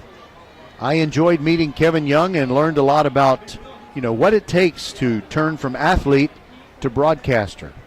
Not that I was much of an athlete. All right, we'll be back on VypeFortBend.com. Xfinity here. How can we help? Hi, my daughter invited her entire class to her birthday party. Can my Wi-Fi handle it? Oh, well, at Xfinity, our latest gateways have tri-band Wi-Fi technology, letting you connect hundreds of devices at once. No way. So if all the kids are watching stuff on their phones, well, their parents are sharing videos online. Yep, go ahead and watch videos. They can all do their thing and party their way. No problem. Oh, we are gonna need a bigger cake. Now through October 21st, get Xfinity Gig Internet for $25 a month for 2 years with unlimited data when you add unlimited mobile. Plus, get Peacock Premium, a $7.99 monthly value included at no extra cost. Visit Xfinity.com, call 1-800-XFINITY, or visit a store today. Xfinity. Bring on the good stuff. Restrictions apply. Requires paperless plan and auto pay with stored bank account. Equipment, taxes, and fees extra. Gig Wi-Fi requires Xfinity Gateway. Xfinity Mobile requires Xfinity Internet. After promo, regular internet rates apply. Currently $96 a month. Actual speeds vary. All right, it's halftime on VypeFortBend.com. We're glad to have you with us, and it's always good to have a guest who can kind of maybe help high school athletes out, thinking about their future. You know, how bad do they want to play a game professionally and things like that. And our guest tonight is Kevin Young. He's the part of the Pittsburgh Pirates TV broadcasting team, and you were a Pittsburgh Pirate just about all of your major league career. Tell us, first of all, how's your body? I know guys that played 12 years like you did, you know, sometimes you got the aches and pains. Yeah, there's no doubt about it. You feel them a lot more the older you get, but I would say the body held up pretty good. And now I'm reaching a place where I'm almost 55 years old now. A couple partial knee replacements, but the golf game's still intact, so still able to have a nice quality of life. Well, you don't look the age that you said, you know. So let's talk about, first of all, nearly every game that you played was as a Pittsburgh Pirate in your entire major league career, and you had, I'm not going to call it a cup of coffee, it was kind of an urn of coffee with Kansas City, 55 games in 1996. And I guess whenever somebody makes it to Major League Baseball, you think, well, there's a good chance I could be moving around a lot. You didn't move around a lot. Yeah, it was very unique for me. I made it to the big leagues. I got drafted in 1990 out of University of Southern Mississippi, and then literally shortly after that, I was in the big leagues in the 92 season. So it was a very rapid, part of getting to the big leagues. I took my lumps at the big leagues, but I did not move around much at all. And so I've always looked at that, and I was always thankful that was a blessing. It really was, just to be in one organization, to get to know the people, the city. And unfortunately, it worked out for me. It's typically not the case, but I had a lot to do with why I'm actually doing what I do now. It's the relationships that you bend over a long period of time and how you treat people. And one of my biggest things was the game's always bigger than yourself. So you learn how to treat everything that comes to the games, whether it be, in our case, the umpires, the people that, clean up the stadium afterwards. It was always about making sure this is way bigger than myself. Well, coincidentally, so you go back to Kansas City to play part of your career, and that's where you played high school. So tell us about your high school experience. Were you more than a baseball player, or did you stick just with baseball? Yeah, it was really just baseball. And the true story, my freshman and sophomore year of my baseball team, I tried out for the baseball team and got cut both years, my freshman and sophomore year. So it wasn't until, my junior year that I actually made the team. And I always recall this story because it, even at the age at, 16 at the time, I remember driving up to the football field late at night, preparing for baseball tryouts, and this is in the middle of November, December when it's snow all over the ground, and I would climb over the football field stadium fence and run stadium stairs and do all that stuff just so I could make the team. But I always remember that because at that age, at 16 years old, I made a very crucial decision in my life, and I always try to share with teenagers that, at that time you can make a decision can really alter or change the rest of your life. And for me, it was the ability to fight to what you really wanted to do, which was, for me, make the baseball team. And I did, and obviously it turned into be a 12-year major league career on the big scope of things, so it was a good decision. Kevin Young is part of the Pittsburgh Pirates broadcast team, and his partner Greg Brown is the guy who, when the Pirates win, he says, raise the Jolly Roger. So I just feel like he's talking to me somehow. I'm not lifting you up, Roger. No, but it is quite enjoyable to have a partner like that. Greg and I have known each other literally for 30 years, believe it or not, because he was my AAA announcer at the time when I played for the Buffalo Bisons, which was the AAA affiliate of the Pittsburgh Pirates at the time. And so when Greg actually ended up getting the job in Pittsburgh, that was shortly after that, I think in 1994. By that time, I was already established in my rookie year in 1993. So we've been around each other. We know each other really well, and it's really nice to be able to have a job where you've had a relationship, with somebody for that amount of time. And so it's just another blessing that I've had throughout this game. Well, I don't want to dwell on the high school experience too much, but I did want to ask you, did anyone ever try to persuade you to play football and or basketball in addition to the baseball? Because you're a big dude. Yeah, my baseball was always the number one love. I got into that at 6 years old. My mom actually got me into baseball, and she's also the one that kept me away from football. And it was mostly because my dad was a 3-sport letterman, and he ended up his senior year playing football. His senior year, he ended up blowing out his knee. And he was a switch-hitting shortstop and, a guard on the basketball team and all that. So he was a super athlete, and so all that just went away instantly. He never ended up going to college because his knee was just tore up. And so for that reason, my mom was like, no. She did not allow me to play football. She probably would if I really wanted to desire, but she had her way of influencing me that that's not the right sport for me. So I never ever got into it. And interestingly, Ryan Presley, relief pitcher for the Astros, he was playing quarterback on his high school football team, and he messed up his knee. But fortunately for him and everyone who loves him, he was able to rehab that knee, and he continued his baseball career. But that was it as far as football. Kevin Young, can you stick around with us just a few more minutes? Absolutely. All right, we'll take a break on VypeFortBend.com. Good to have Kevin Young with us, and we're going to talk about perhaps the best rookie pitcher in all of baseball when we return. Leanetti Graphics, the gold standard in Fort Bend County for screen printing, embroidery, banners, signs, t-shirts, and all kinds of specialty items. Whatever you need to advertise or show school spirit, team spirit, or company spirit, nobody does it better than Leanetti Graphics. We started creating our products in an apartment 23 years ago, and now our state-of-the-art facility in Stafford has everything to make your vision come true. Call your friends at Leanetti Graphics, 281-499-4959. Leanetti Graphics, the official banner provider for VypeFortBend.com. Introducing Love Houston, professional volleyball like you've never seen it before. You saw them win silver in Paris this summer. Now you can see them playing for the first time on American soil. Love Houston will feature some of the best pro players in the world, including 2-time Olympic medalists Jordan Thompson and Micah Hancock. Get ready for first serve in January 2025. Visit lovb.com for tickets. Volleyball is the next major league.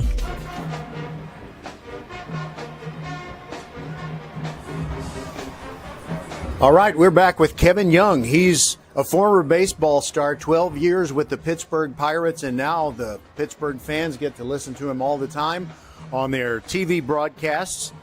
So I wanted to ask you if you've heard of a certain kid.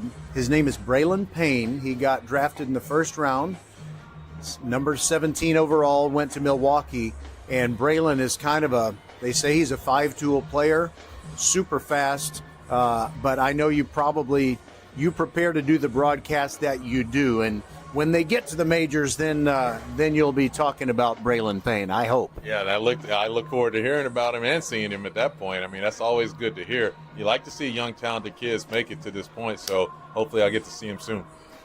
There's so many folks that will talk about education. I've heard so many people that say that, all right, you sign a letter of intent to play whatever sport it is you like or that you're good at, then what you do is you go ahead and sign that letter of intent, and you better get that education. But Braylon Payne, like so many guys who worked hard enough to earn that opportunity, the Milwaukee Brewers offered him $3.4 million, and he signed it. So has launched his professional baseball career, and the way I see it, if you don't know that you should accept a $3.4 million check, your education has failed you. There's no doubt about it. And we can definitely go to school for a lot less. So we can use that money to actually pay for numerous degrees and overtime. But yes, that is a heck of an honor to be able to be considered like that. And I'm glad he made that decision. I know a lot of people, could go to school in different areas for growth. But when it comes to the money, you can do both. I mean, I like to see guys that continue their education. I'll be the first one to tell you, just watching players as they come through Major League Baseball or come through a minor league system in baseball in particular, you can really tell. I've came up in player development a lot the last 10 years. And so you can tell the maturity that kids have that come out of college because they've been forced to deal with time management, learn how to manage a lot of things about life, adversity. The ones that go through high school have yet to do that. And you can see how that affects them as they go out on their own, living in smaller towns and the minor league towns that they live in. And so it makes a big difference. But once again, when you have money like that, it can create some opportunities that are it is, you like to see that too.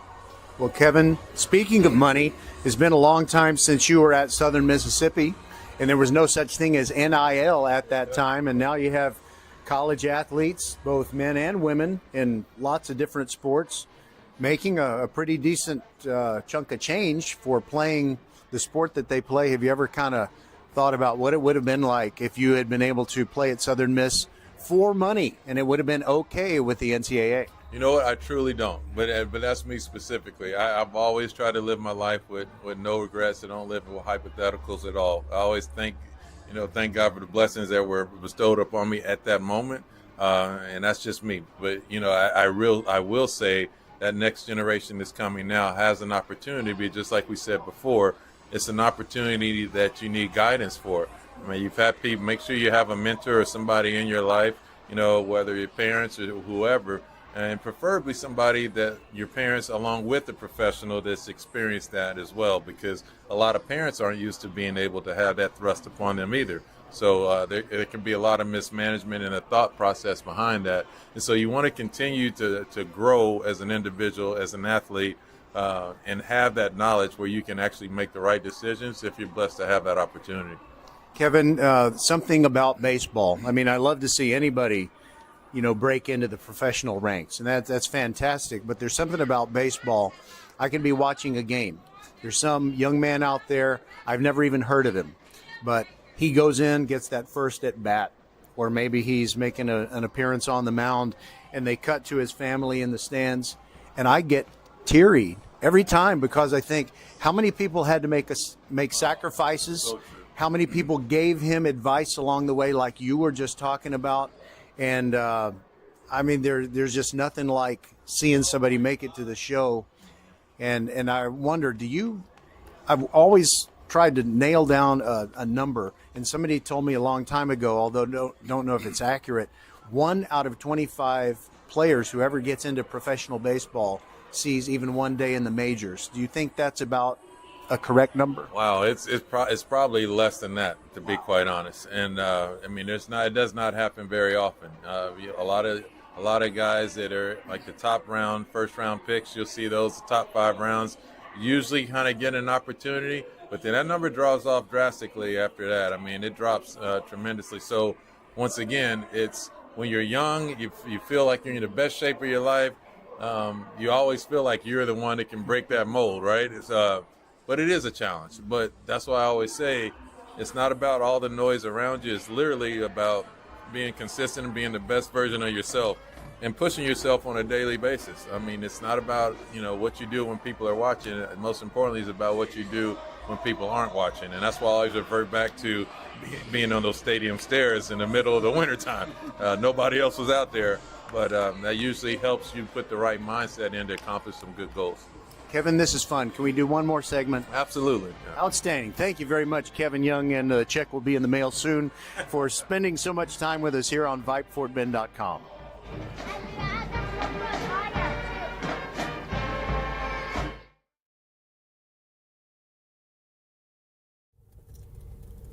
It's fall, y'all. Head over to First Tire and Automotive for a free tire pressure and tread depth check. There's a store right around the corner from you in the Sugar Land area. First Tire and Automotive prioritizes their customers and employees above all else. Their core values: family, integrity, reliability, service, and trust. Wherever your journey leads, reliable auto care is essential. A full synthetic oil change, just $60. Oh my! And more savings on the website. Book your appointment today at firsttireandauto.com. First Tire and Automotive, supporting school and youth sports programs for over 26 years. Get to one of First Tire and Automotive 4's convenient locations in Sugar Land and Cinco Ranch. firsttireandauto.com. Construction Director, Mr. Strada Robertson, Color Guard Director, Mr. Charles Williams, Assistant Color Guard Director, Ms. Jordan Nelson, Assistant Color Guard Director, and I'm your announcer, Rylan Parker. Thank you. Fans, today's team and individual statistics are provided by theathleticsdepartment.com, a full-service provider of high school stats for UIL districts and teams. Coaches and athletic directors can contact theathleticsdepartment.com for more information. Follow them on their social media platforms, Facebook and X, formerly known as Twitter. Theathleticsdepartment.com is now signing up softball and baseball teams for the spring of 2025. 14-13, Marshall over Iowa Colony. That's our halftime score, and we'll be back with more with Kevin Young, our halftime guest, and then we'll have some scores for games that are important to people around the greater Houston area. We'll be right back on VypeFortBend.com.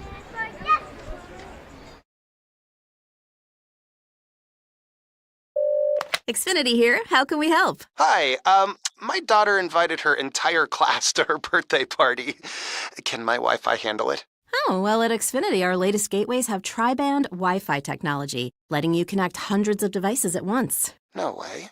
So if all the kids are watching stuff on their phones, well, their parents are sharing videos online. Yep, go ahead and watch videos. They can all do their thing and party their way. No problem. Oh, we are gonna need a bigger cake.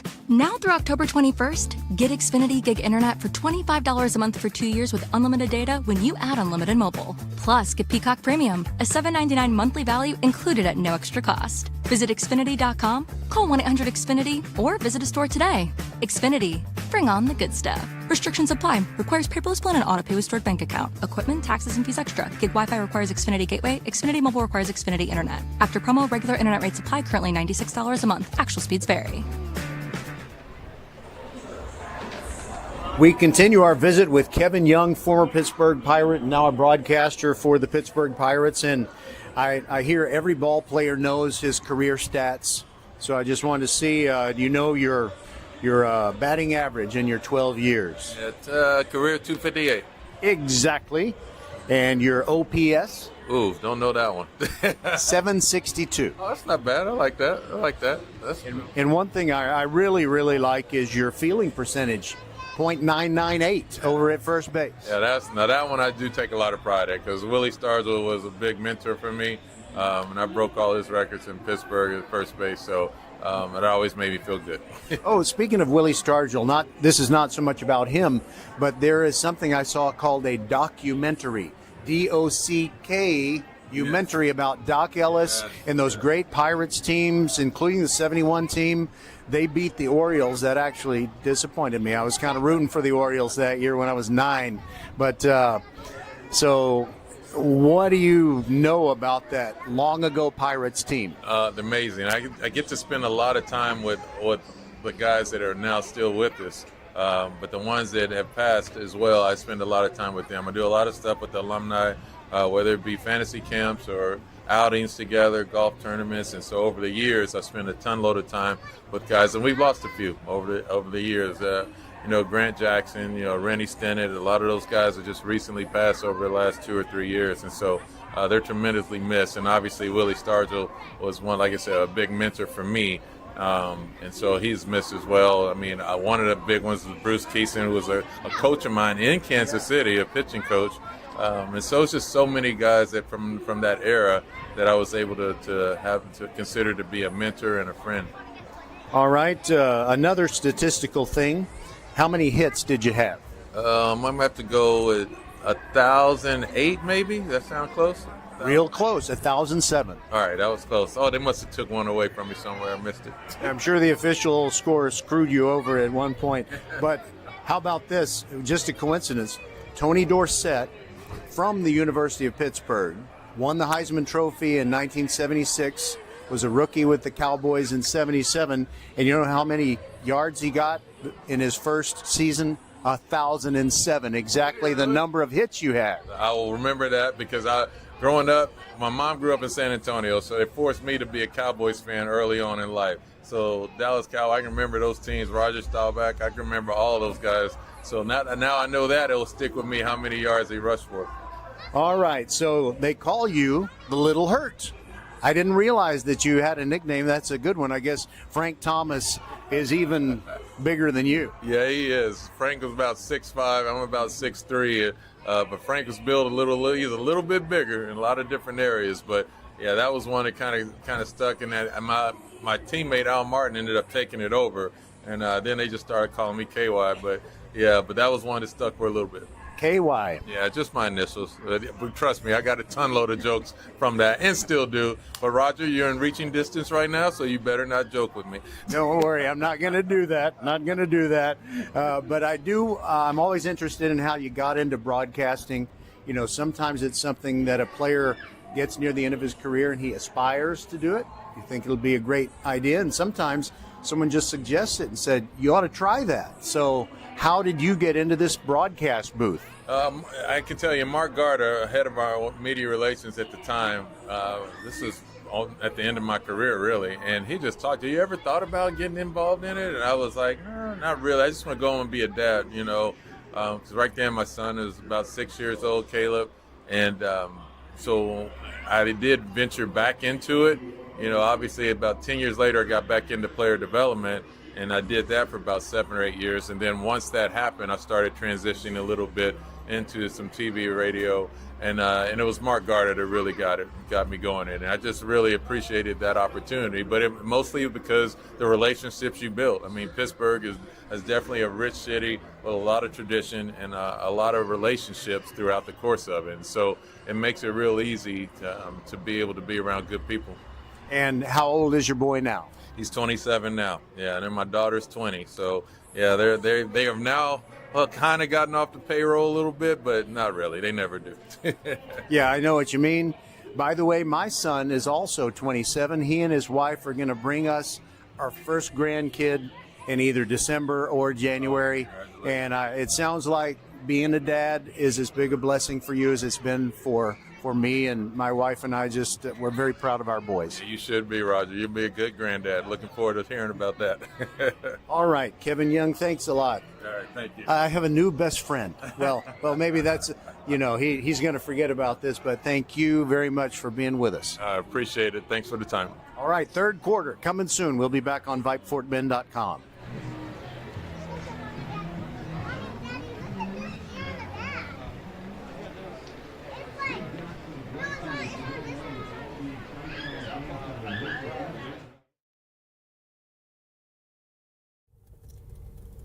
It's fall, y'all. Head over to First Tire and Automotive for a free tire pressure and tread depth check. There's a store right around the corner from you in the Sugar Land area. First Tire and Automotive prioritizes their customers and employees above all else. Their core values, family, integrity, reliability, service, and trust. Wherever your journey leads, reliable auto care is essential. A full synthetic oil change, just $60. Oh my. And more savings on the website. Book your appointment today at firsttireandauto.com. First Tire Automotive, supporting school and youth sports programs for over 26 years. Get to one of First Tire and Automotive 4's convenient locations in Sugar Land and Cinco Ranch. firsttireandauto.com. Introducing Love Houston, professional volleyball like you've never seen it before. You saw them win silver in Paris this summer. Now you can see them playing for the first time on American soil. Love Houston will feature some of the best pro players in the world, including two-time Olympic medalists Jordan Thompson and Micah Hancock. Get ready for First Serve in January 2025. Visit lovb.com for tickets. Volleyball is the next major league. Xfinity here. How can we help? Hi, my daughter invited her entire class to her birthday party. Can my Wi-Fi handle it? Oh, well, at Xfinity, our latest gateways have tri-band Wi-Fi technology, letting you connect hundreds of devices at once. No way. So if all the kids are watching stuff on their phones, well, their parents are sharing videos online. Yep, go ahead and watch videos. They can all do their thing and party their way. No problem. Oh, we are gonna need a bigger cake. Now through October 21st, get Xfinity Gig Internet for $25 a month for 2 years with unlimited data when you add unlimited mobile. Plus, get Peacock Premium, a $7.99 monthly value included at no extra cost. Visit Xfinity.com, call 1-800-XFINITY, or visit a store today. Xfinity. Bring on the good stuff. Restrictions apply. Requires paperless plan and auto pay with stored bank account. Equipment, taxes, and fees extra. Gig Wi-Fi requires Xfinity Gateway. Xfinity Mobile requires Xfinity Internet. After promo, regular internet rates apply. Currently $96 a month. Actual speeds vary. Back inside Hall Stadium, where the Marshall Buffs have come out from the locker room. They're in their bench area. Iowa Colony still in the south end zone, huddling, getting ready for the second half. It is 14-13. Marshall on top of Iowa Colony. Certainly anybody's football game at this time. So scores, I don't have that many to give you, but I will give you the ones that I know might be at least of some interest to you. First of all, let's start off with the Texas City-Lamar Consolidated game. Texas City comes into the day's action with a record of 3-1, just like Marshall and Iowa Colony. So two teams are going to be 3-1 because Texas City is pulling away from Lamar Consolidated. It is 31-10 at halftime. And as far as other games, we've got Bush and Travis playing each other, but they don't start until 2 p.m. And let's see. Not much else going on. Humble is taking on Summer Creek, and that'll be a good game, but it too is starting at 2 o'clock, and they're playing that one at Turner Stadium in Humble, where there was a classic last night. North Shore scoring with 4 seconds left to defeat Atascocita 27-23. But I have a feeling there's a good chance that North Shore and Atascocita could meet each other again in the Class 6A Division I playoffs. But on the other hand, Ridgepoint and Fulshire and some other folks have a little something to say about that. So am I missing anything? I don't think so. I guess I can tell you that on Tuesday night volleyball, presented by the Volleyball School, we've got Foster against Fulshire. And football next week on Thursday, the game of the year in Class 6A for Fort Bend ISD. And that is Hightower, unbeaten against once-beaten Ridgepoint.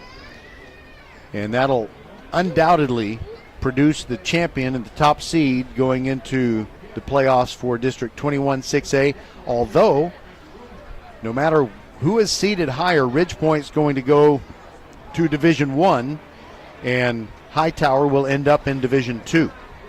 Then on Friday of the upcoming week, we've got Travis against Dulles. And then on Saturday, I haven't decided what I'm going to do. You can text me and tell me what you think I ought to do. 713-516-6673. That's 713-516-6673. Les Clary, my silent partner inside the mothership at Vype World Headquarters. This does not apply to you. Don't you text. I recognize your text number. Anyway, on Saturday of next week, either Stafford against Crawford or Kempner at Pasadena. And I like to say Pasa-Get-Down-Dina. So those are your two choices. Which should VypeFortBend.com do next Saturday? Stafford against Crawford or Kempner against Pasadena? All right, I have killed off the halftime, and here we go. Andy Cruz has it teed up for Iowa Colony, ready to kick it off from left to right, and there it goes. He gets all of that one, but it doesn't quite get to the goal line. It is fumbled by Darrell Taylor, and he gets his hands on the ball, gets across the 20, still going, and stumbles out of bounds near the 25. That could have been disaster for the Buffs. Running down there to make the tackle just enough to upset Darrell Taylor, so he lost his balance. Cameron Serial. And if he had not knocked Mr. Taylor off of, off kilter, I guess that would be a good word, he might have gone the distance. By the way, Dejon Taylor took a kickoff the distance last week against Terry.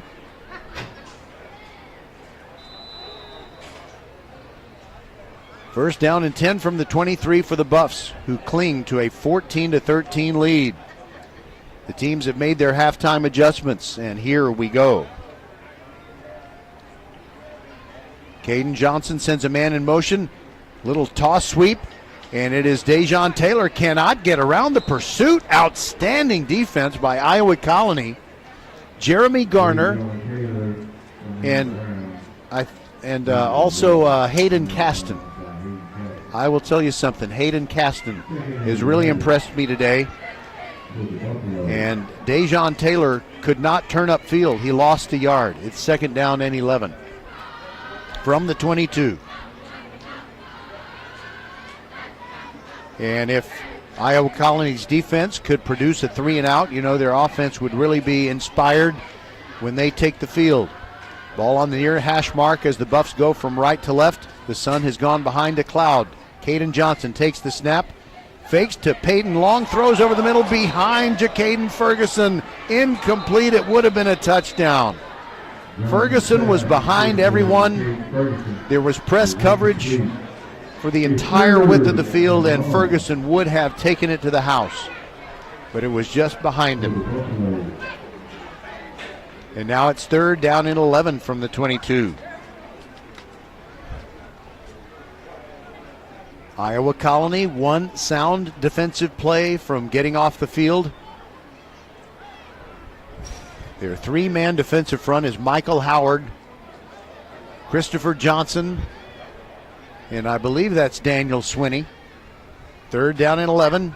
Johnson looks to his left, sends Peyton Long in motion, looks to the left, throws late over the middle, and Jacaden Ferguson can't pull it in.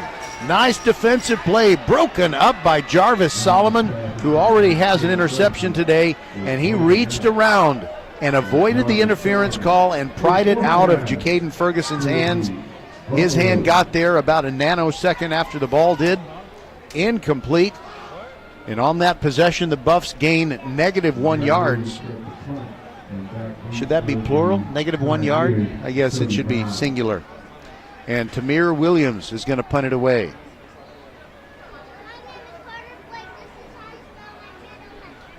Back to receive it, Jacody Miles, who scored the first touchdown of the day for Iowa Colony. The Pioneers are about to get the football back, trailing only 14-13. It's a high, short kick by Williams, but it is going to roll almost to midfield. It rolls to a stop at the 49-yard line of the Marshall Buffs.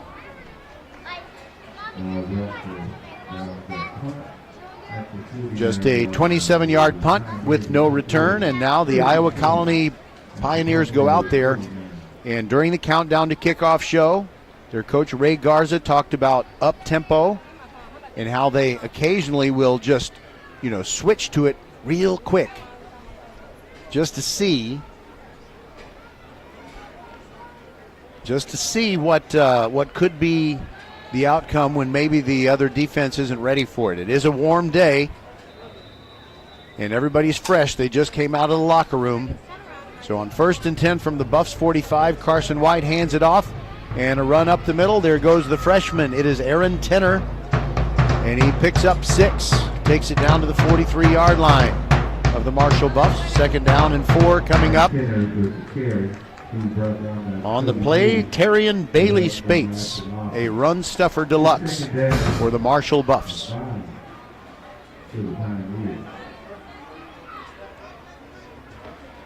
From the 43, there goes Tenner again. First down carry, puts his hand on the ground and keeps going inside the 35 to the 33. Jacoby Davis brought him down, but not before he picked up a first down. That is a first down. Think of First Tyrant Automotive for all your car care needs. Check them out at firsttyrantauto.com. The new line of scrimmage is the 34. Carson White takes the snap, but we have a false start coming up.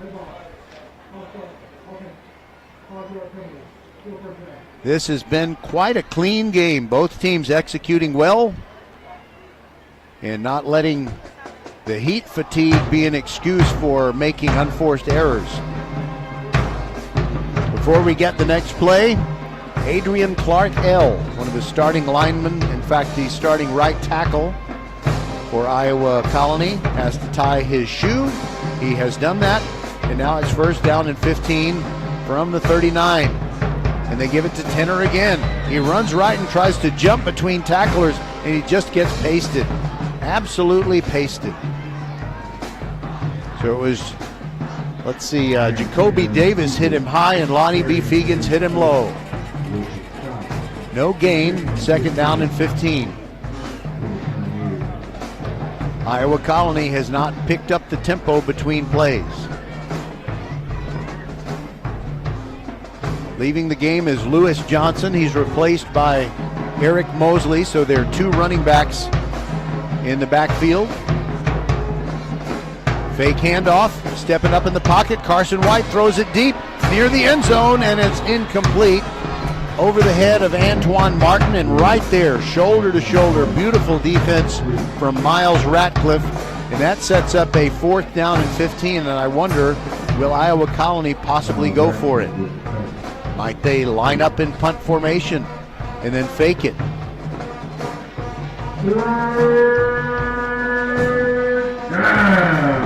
It's third down, if you didn't hear that.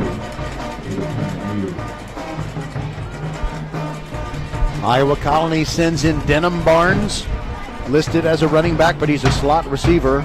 On the near side, empty backfield for Carson White. He drops back. Here comes the rush. Screen pass intercepted by the Buffs near midfield.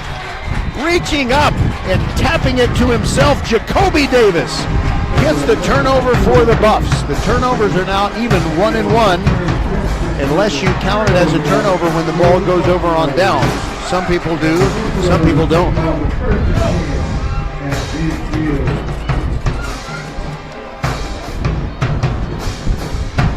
So the Buffs turn back Iowa Colony on their first attempt at getting the lead in this game. It is 14-13, Buffs on top.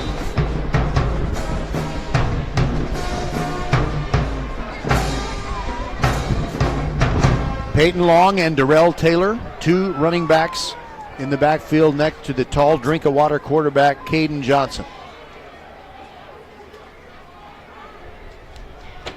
So the momentum back to the Buffs after they pick off that pass. And a give to Darrell Taylor right up the middle, but he is totally boxed in and gets nothing. In fact, it's a loss of one. Credit the tackle to Adrian Porter.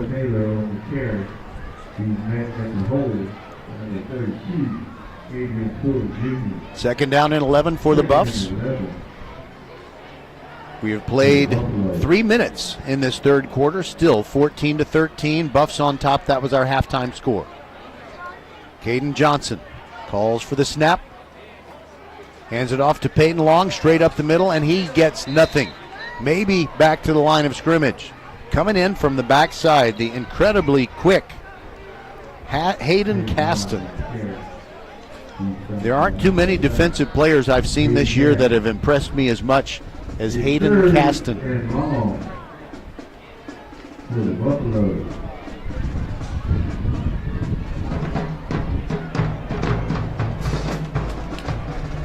Well, they did give him credit for yards, so it's third down and 10 from the Iowa Colony 49.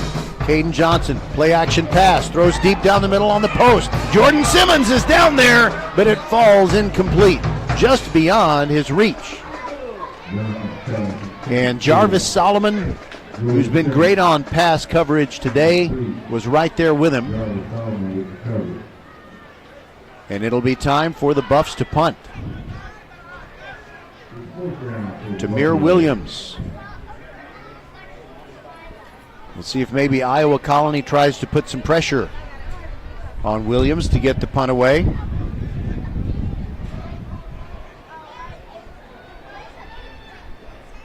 A little bit of a high snap. Here they come, but he does get it away.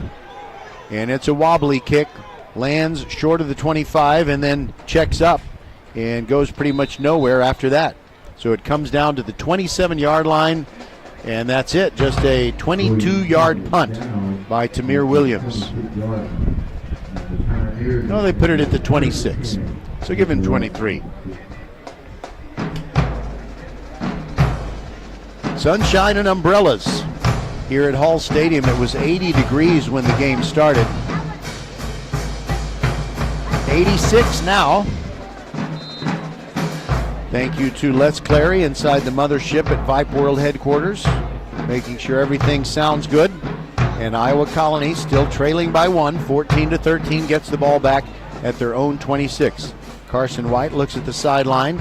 He's got Eric Mosley next to him in the backfield. Takes the snap, hands it off to Mosley. Nice hole up the middle, picks up about 5.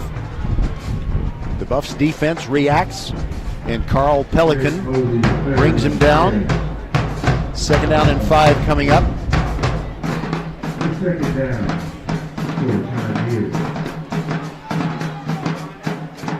Buffs have 4 men with their hand on the ground rushing the passer. There's another give straight up the middle. Same guy, Eric Mosley, and he got 4 right there, and it's going to bring up a 3rd down and 1.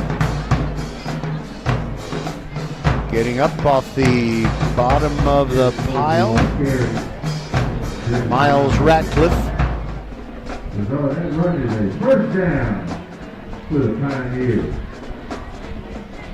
Also Dektrick Brown on the tackle. Oh, they gave him the 1st down. He made it. Okay, 36-yard line, 1st and 10. Here goes Mosley up the middle. A lot of room. Spins down at the 49-yard line, and a Marshall Buffs helmet comes off.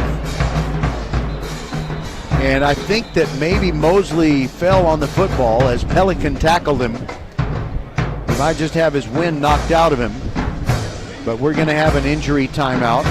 And we'll take it with him here on VypeFortBend.com. 14-13 with 7:11 to go in this 3rd quarter. Maybe, 7-11. Maybe somebody's about to get lucky. We'll be back.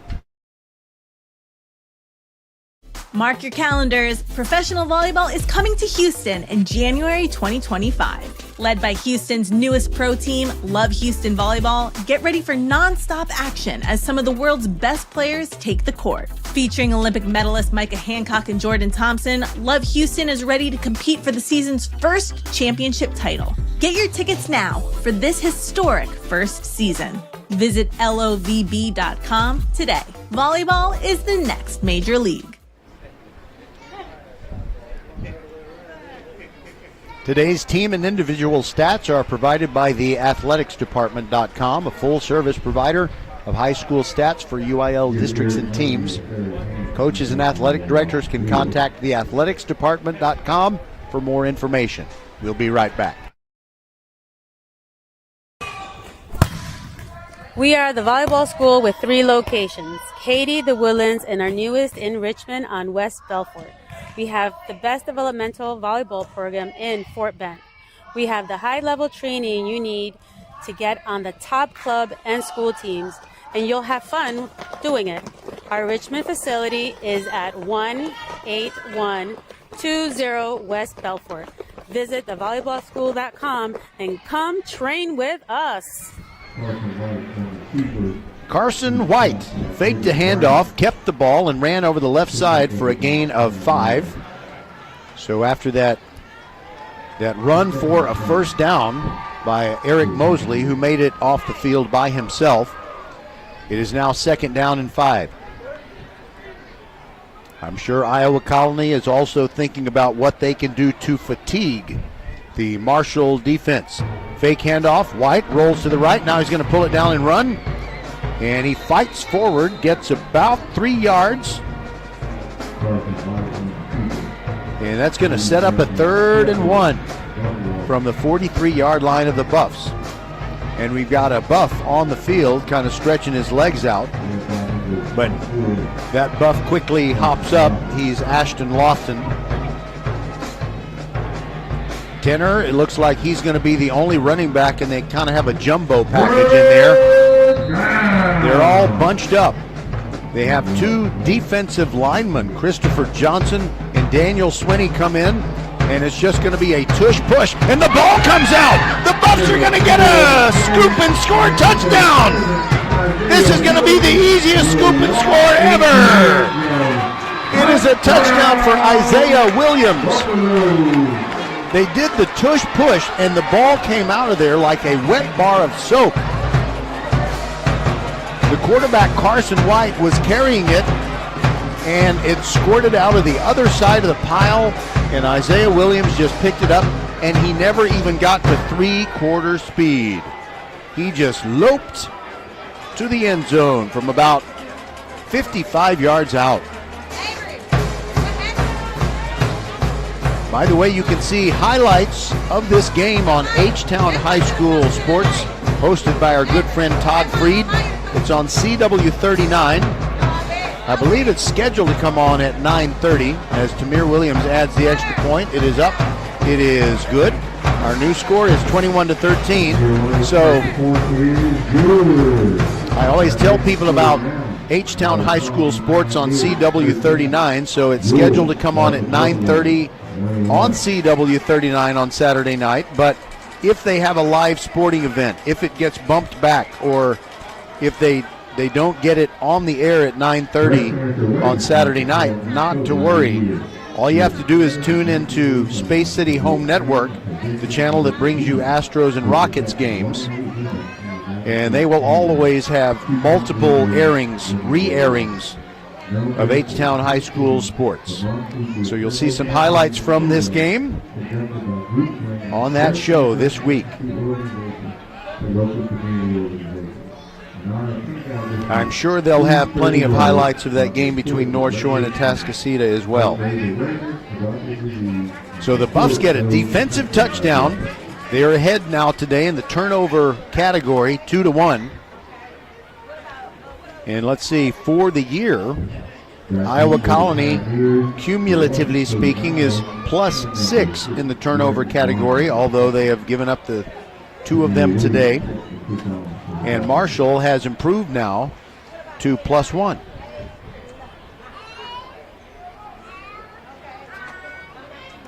So Iowa Colony's got to get back up off the mat after giving up that touchdown on the scoop and score. Tamir Williams punts it. Comes down to Jacody Miles up the hash marks on the near side, straight ahead. He's got a head of steam. Gets to the midfield, and he's still going, breaking tackles all the way inside the 40 to the 39. That's how you answer if you are Iowa Colony. But they need to turn this drive into points here. I said the 39. I think my visual spot was accurate, but they're putting the football at the 40.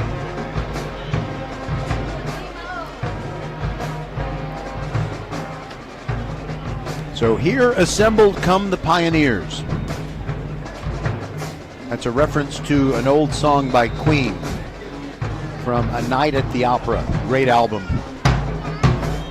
Carson White, offset eye, hands it off to Tenner. Makes a move before the line of scrimmage, and then he's bottled up. Absolutely. Terrence Whitsey grabbed him high. And, well, that was enough. That's all I'm going to say. Loss of 1, second down and 11. You know, I think the Buffs might be susceptible to one of those plays where you either hand the ball off or toss it to a running back, but before he gets to the line of scrimmage, he tosses it back to the quarterback. There goes Tenner. Again, he goes nowhere, and it's not his fault. As soon as he had the football, all he saw was Dextrick Brown.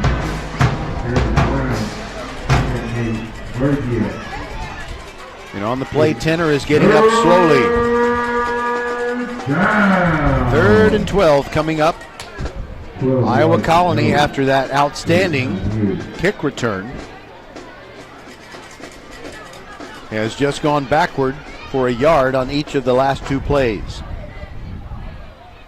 Jaden Warren, their leading receiver, is lined up on the near side. He's been held pretty quiet this afternoon.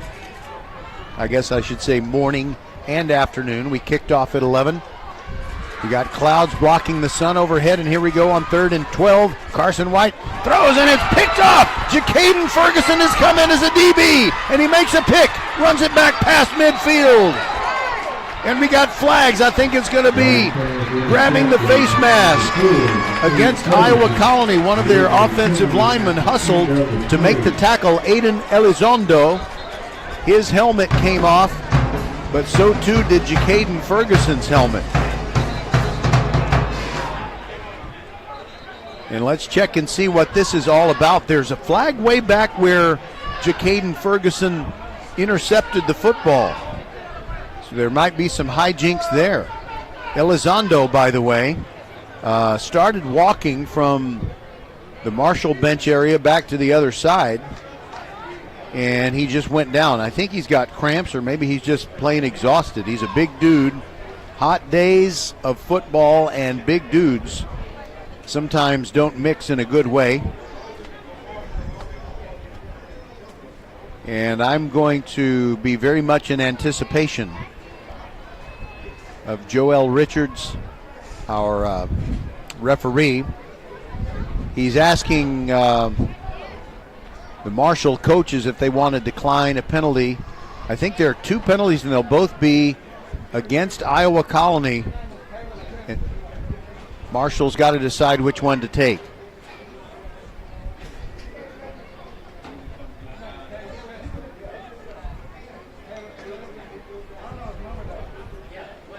Don't worry about this little sound you're about to hear. It means nothing. All right, Elizondo gets to his feet. He's walking slowly, favoring his left leg, but I think he's going to be all right.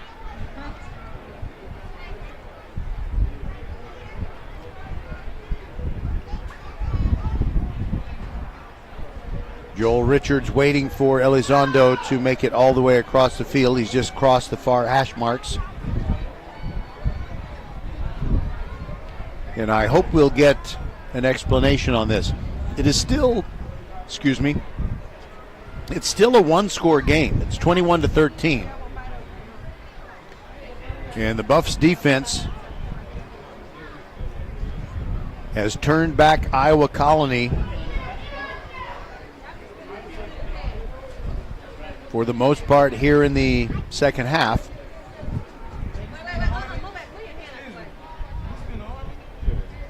All right, we're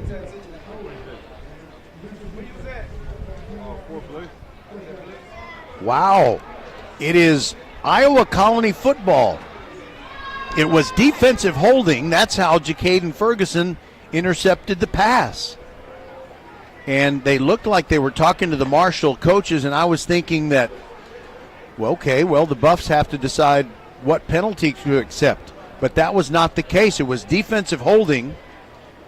And as a result, Iowa Colony has a new set of downs. They haven't even walked off the penalty yardage. They're going to walk off the penalty. They had not even done that yet. So they're going to be sitting pretty, trailing only 21-13. And I have a feeling with 3:47 to go in the third quarter, let's say Iowa Colony scores on this possession. If they do, I think they'll go ahead and go for 2. They do have an outstanding field goal kicker in Andy Cruz. We'll see if they need him for that later on. From the 32, give to Tenner, bouncing outside, gets past the numbers, keeps going, about a 5-yard pickup, and it'll be 2nd down and 5 for Iowa Colony as he goes out of bounds on the far side. Another tackle from Detrick Brown.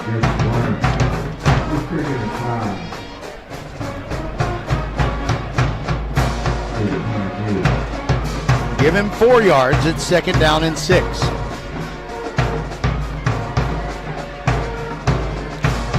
Mosley is a receiver out to the left. Give to Tenner. Dodges a tackler. Gets inside the 25. Still fighting. Close to what he needs for the line to gain. I think he's 1 yard shy of what he needs for the first down. It'll be 3rd down and 1.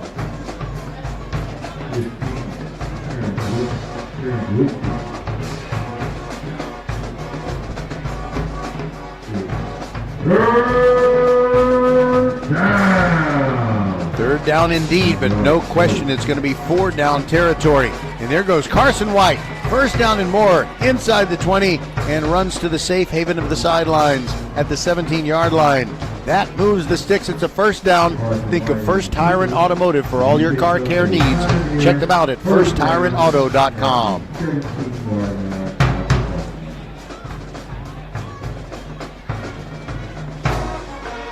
From the 17, Iowa Colony moving left to right. That's north to south here at Hall Stadium. Cloudy skies overhead right now. The sun is behind the cloud. They give it to Tenner again. He bounces outside. 10-yard line, still going, and fights to the 9. And he was terminated right quick there. Terrence Whitsey put an end to the play, but it's still 7 yards. And the running game is very consistently working for Iowa Colony, especially when they give it to the freshman Aaron Tenner.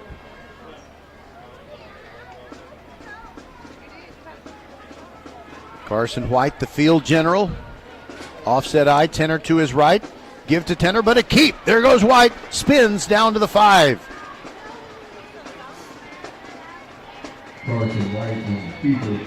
Nice open field tackle, Ryan Johnson. But it's going to be first and goal at the 5-yard line for Iowa Colony. They trail 21-13, and we have 2 minutes left in the third quarter as the clock ticks down. Each of these teams 3-1 in district play. Texas City is winning over Lamar Consolidated. They'll be 4-1 when the day is over. Which of these teams will be at 4-1? Give to Tenner. Messing him up in the backfield is the Marshall defense. Kendrick Orgy got there first. Whitsey. Also the big man in the middle, number 90, Nate Morguia. But no big whoop, I don't think, for Iowa Colony. It's actually a 2-yard loss. Second down and goal from the 7. They're in the middle of the field. Jaden Warren is their tallest and most productive receiver. He's on the right. And Carson White is going to throw. It's a slant. And he goes, I thought it was going to be a slant attempt. It's incomplete. Antoine Martin was running a slant, but it ended up being a pass in the direction of Jacody Miles. So now we've got third and goal at the 7.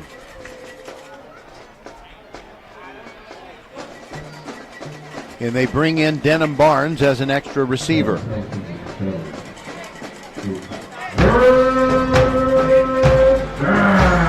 I was thinking maybe a bootleg might work against Marshall. Carson White going to keep it himself straight up the middle, fighting, goal line, touchdown! Iowa Colony is within 21-19, and now will they go for 2? Their coaches make the signal. Offense, stay on the field. They are going for 2.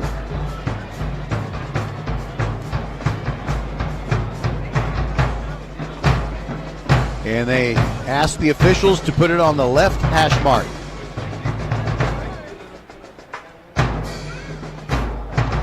To try and tie it up with 56.5 seconds to go in the third quarter.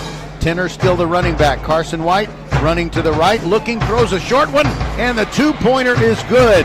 Jacody Miles catches it and tumbles to the ground, and then he says, I think this is tied now. And by the way, he's kind of limping back. I don't know if it's a cramp or maybe a little tweak of the left ankle, but I do know we have a tie game, and they made the mistake of running the clock. No, I'm sorry, never mind. Clock's good. 52.8 to go in the third. We're tied at 21. This is VypeFortBend.com. Xfinity here. How can we help? Hi, my daughter invited her entire class to her birthday party. Can my Wi-Fi handle it? Oh, well, at Xfinity, our latest gateways have tri-band Wi-Fi technology, letting you connect hundreds of devices at once. No way. So if all the kids are watching stuff on their phones, well, their parents are sharing videos online. Yep, go ahead and watch videos. They can all do their thing and party their way. No problem. Oh, we are gonna need a bigger cake. Now through October 21st, get Xfinity Gig Internet for $25 a month for 2 years with unlimited data when you add unlimited mobile. Plus, get Peacock Premium, a $7.99 monthly value included at no extra cost. Visit Xfinity.com, call 1-800-XFINITY, or visit a store today. Xfinity. Bring on the good stuff. Restrictions apply. Requires paperless plan and autopay with stored bank account. Equipment, taxes, and fees extra. Gig Wi-Fi requires Xfinity Gateway. Xfinity Mobile requires Xfinity Internet. After promo, regular internet rates apply. Currently $96 a month. Actual speeds vary. All right, here we go. Andy Cruz to kick off for Iowa Colony in a 21-21 game, last minute of the third quarter. And the Buffs try to bring it back, but they muff the kickoff return initially, and now they get free. Look out, it is Dejon Taylor across midfield, zigs back to the middle and stumbles. He looked like he was going to take it to the house. He and Darrell Taylor were kind of fighting over the football at the beginning. It hit the ground, and Dejon picked it up, and like a jar of Dijon mustard, he was spicy on that return, and he took it all the way to the 40, make it the 39-yard line. And the field turf monster got him. 41 seconds left in this third quarter.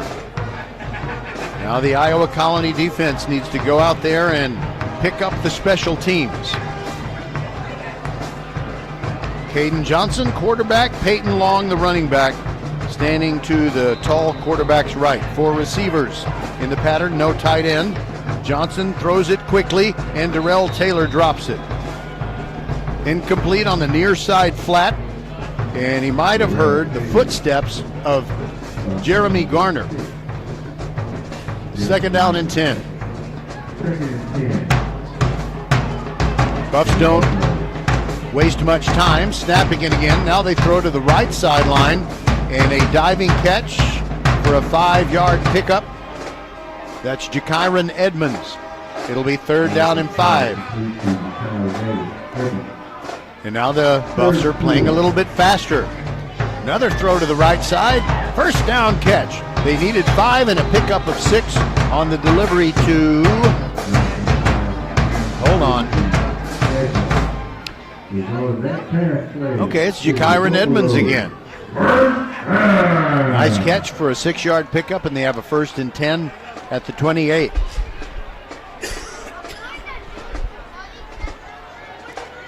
And it is Jacaden Ferguson taking the direct snap. He had to go high to catch it. It's kind of an inaccurate snap, but he managed a 3-yard run. Could I call a play any worse than I just did?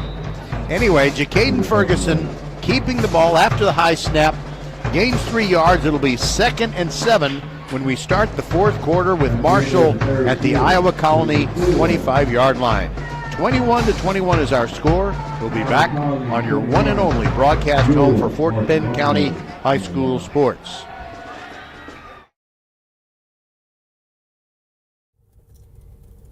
It's fall, y'all. Head over to First Tire and Automotive for a free tire pressure and tread depth check. There's a store right around the corner from you in the Sugar Land area. First Tire and Automotive prioritizes their customers and employees above all else. Their core values: family, integrity, reliability, service, and trust. Wherever your journey leads, reliable auto care is essential. A full synthetic oil change, just $60. Oh my! And more savings on the website. Book your appointment today at firsttireandauto.com. First Tire and Automotive, supporting school and youth sports programs for over 26 years. Get to one of First Tire and Automotive 4's convenient locations in Sugar Land and Cinco Ranch. firsttireandauto.com. Professional volleyball is coming to Houston this January. Featuring Olympic medalists Micah Hancock and Jordan Thompson, Love Houston Volleyball is Houston's newest professional team. Get ready to watch some of the world's best volleyball players, from Olympic medalists to NCAA champions and international superstars, with the action kicking off on January 9th. Visit lovb.com for more information and tickets for Love Houston matches. Volleyball is the next major league. All right, we've had one play of this fourth quarter. We didn't get out of the commercial break in time. Sorry about that. Dejon Taylor catches a pass for a 1st and goal at the 9 for Marshall as they try to break this 21-all tie.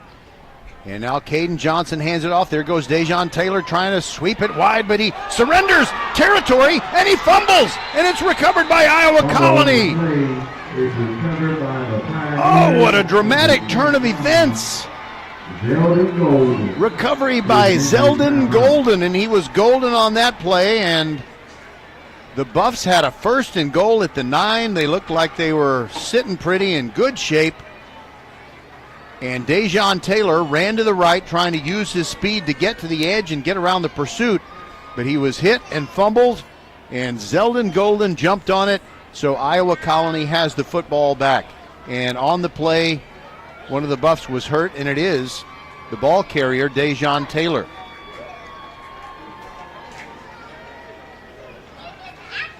And he is still sitting down, and the training staff helping him to his feet now. And he gets some applause as he comes off, but he's not so much physically hurt as he is just really disappointed that he fumbled there. We're still tied at 21, and now Iowa Colony has it at their own 17. 11:18 to go in a very significant game for both teams. White hands it off, and the Marshall defense is there to completely stuff Tenor. We've got an injured Buff, and it was Lonnie B. Fegans, who is kind of down on his knees and his head. He's in some pain. And we'll take a quick break and be back on VypeFortBend.com. It'll be 2nd and 10 when we come back. Xfinity here. How can we help? Hi, my daughter invited her entire class to her birthday party.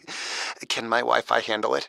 Oh, well, at Xfinity, our latest gateways have tri-band Wi-Fi technology, letting you connect hundreds of devices at once. No way. So if all the kids are watching stuff on their phones, well, their parents are sharing videos online. Yep, go ahead and watch videos. They can all do their thing and party their way. No problem. Oh, we are gonna need a bigger cake. Now through October 21st, get Xfinity Gig Internet for $25 a month for 2 years with unlimited data when you add unlimited mobile. Plus, get Peacock Premium, a $7.99 monthly value included at no extra cost. Visit Xfinity.com, call 1-800-XFINITY, or visit a store today. Xfinity. Bring on the good stuff. Restrictions apply. Requires paperless plan and auto pay with stored bank account. Equipment, taxes, and fees extra. Gig Wi-Fi requires Xfinity Gateway. Xfinity Mobile requires Xfinity Internet. After promo, regular internet rates apply. Currently $96 a month. Actual speeds vary. All right, I need to apologize for the second time in this 4th quarter. You've missed a play because of long commercial breaks, but we've met our commitment to our sponsors for the whole game, so there'll be fewer commercial breaks. And right now we have a timeout. I could take one right now, but I will tell you that Iowa Colony completed a swing pass to the freshman running back Tenor, and he got within 2 yards of a first down. So it's going to be 3rd and 2 when we resume, but on the play, Caleb Chester, cornerback for Marshall, went down. So in the last 4 plays, we've had Chester go out, Lonnie B. Fegans, and also Dejon Taylor. And I think all of them will be able to return, but it's not a good time to have guys limping off the field or whatever. So the injury to Caleb Chester gave the Buffs defense a little time to talk about how they're going to handle things on Iowa Colony's 3rd down and 2. The Pioneers have it at their own 25. It is 21-21 with 10-12 to go in this 4th quarter. White takes the snap, keeps it, goes over the right side, reaches out, and I think he might have gotten the first down because of his height. It was Kendrick Orgy who kind of grabbed his feet. And the quarterback, White, reached out, and I think he made what he needed to for the first down, but we got another Buff on the ground. Another Marshall Buffs injury. And I don't think these trainers have been as busy for a stretch of 5 plays ever in their young lives, if they're student trainers, or in their careers, if they're the kinds that have special degrees for that. It is Miles Ratcliffe, and he is having to drape each arm around somebody's shoulder, and and keep weight off of his right leg. Wow.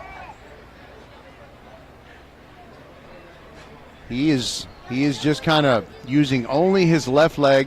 Now he's finally starting to put a little bit of pressure on the right leg as they continue to move him across. Again, he's needing to put his arm around the shoulders of two very strong girls. It is fourth down. You know, I said that White made the first down. They marked him short. And so Andy Cruz comes on to punt. And Iowa Colony needs him to dig one out of there for decent yardage. Dejon Taylor back to receive it. The punt is in the air. It's a little bit wobbly and short. Lands near the 45. Keeps on rolling. There's a penalty flag down. I wonder what this could be for as it rolls to a stop at the 33. It's a 41-yard punt with no return if the punt stands. Oh my goodness, illegal substitution on the Buffs. And the 5-yard penalty will mean first down for Iowa Colony. Oh my goodness. We haven't had many penalties today, and that is the first critical penalty. And Coach James Williams has moved out just past the numbers, and I don't know if he's upset with his players or upset with the officials, but it's a 5-yard illegal substitution penalty, and Iowa Colony's drive continues at their own 31, 1st and 10.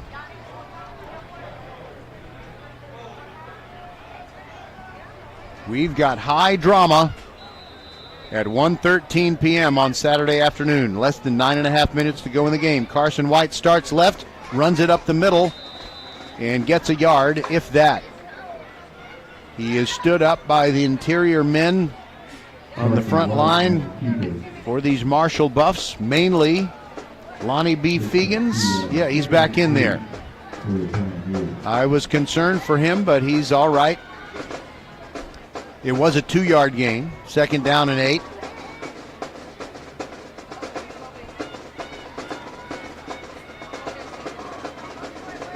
Carson White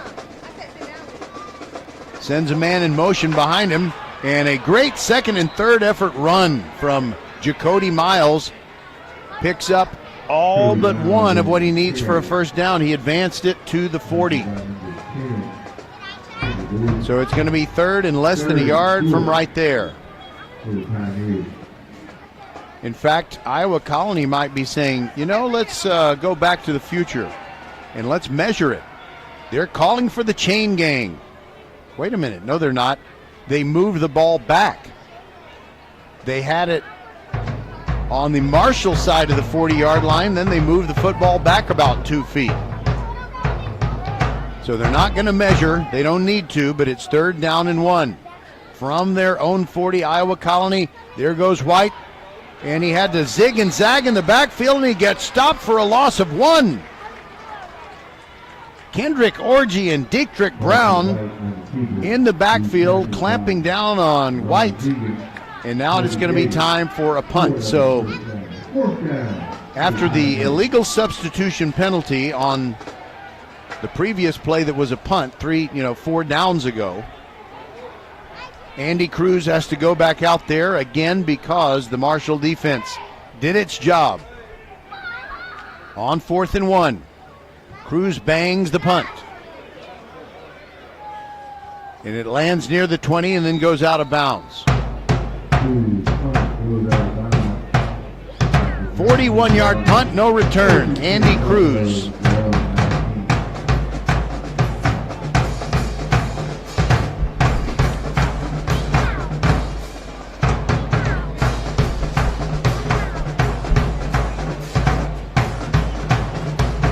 So I guess it would be a good time to check on that other score. You know, the game between Texas City and Lamar Consolidated. 38-17.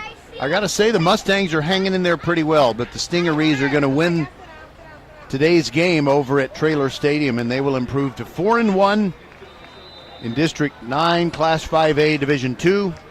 Randall still leads the way undefeated, and somebody's going to walk out of this stadium with a record at 4-1. Caden Johnson near sideline, Jakyron Edmonds, and the pass is a bit over his head. Chandler Love stride for stride with him on the coverage. 7:32 to go.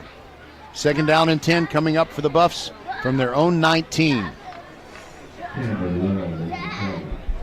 and 10 for the Buffaloes. Buffs taking their time between plays on this warm day. It was 80 degrees when we started, 86 when we last checked. In fact, I'll check it again. Second down and 10. Pistol formation. Peyton Long behind Caden Johnson. He hands it off to him. Johnson, no he doesn't. Johnson keeps it, and then he's dropped for a loss of 2. Outstanding defense. Trayshawn O'Neal broke through, and wow, he just can't do it any better than that. It's now 87 degrees, 7 degrees warmer than when we started. 2-yard loss, 3rd and 12. And the defenses have really stepped up, and the offenses can't really seem to sustain anything right now.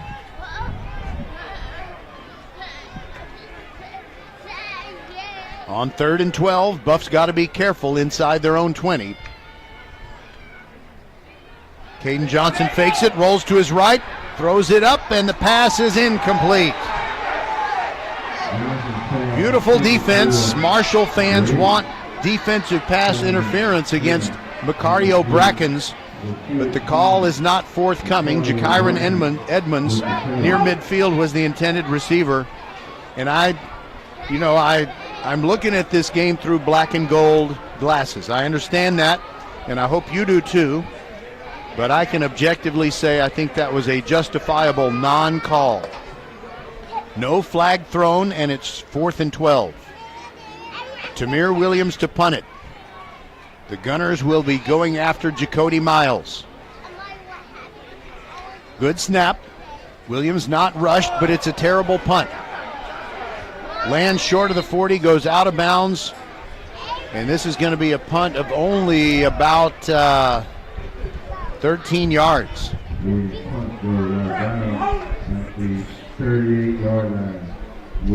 And it's not because of wind.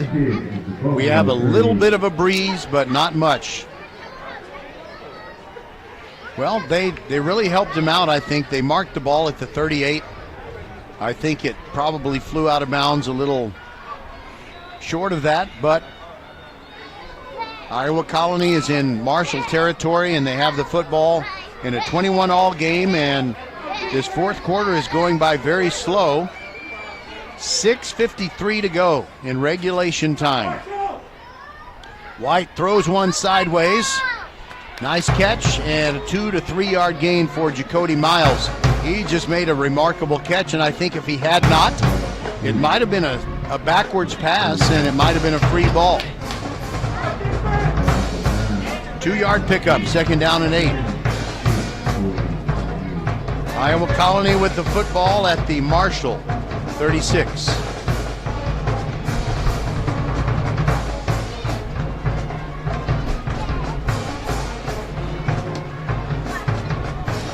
Carson White calls for the snap, fakes it to Tenner, keeps it around the right end, gets beyond the pursuit, but can't turn it up enough to get a first down. It ends up being a gain of only, It ends up being a no gain, but there's no way it's a no gain. I'm not sure why the stick is still where it was. Maybe there's a penalty flag that I don't see. Yeah, it's holding. That's why they put the stick back. It's offensive holding on the Iowa Colony Pioneers.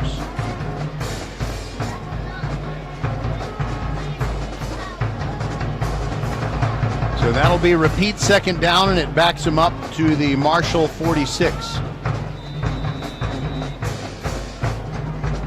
where it'll be 2nd down and 18. Dropping back is White. Moves to his right, scrambles, looking down the field, throws to a safety valve that's complete to Jacody Miles, and he gets part of the penalty yardage back. It'll be 3rd down and 11.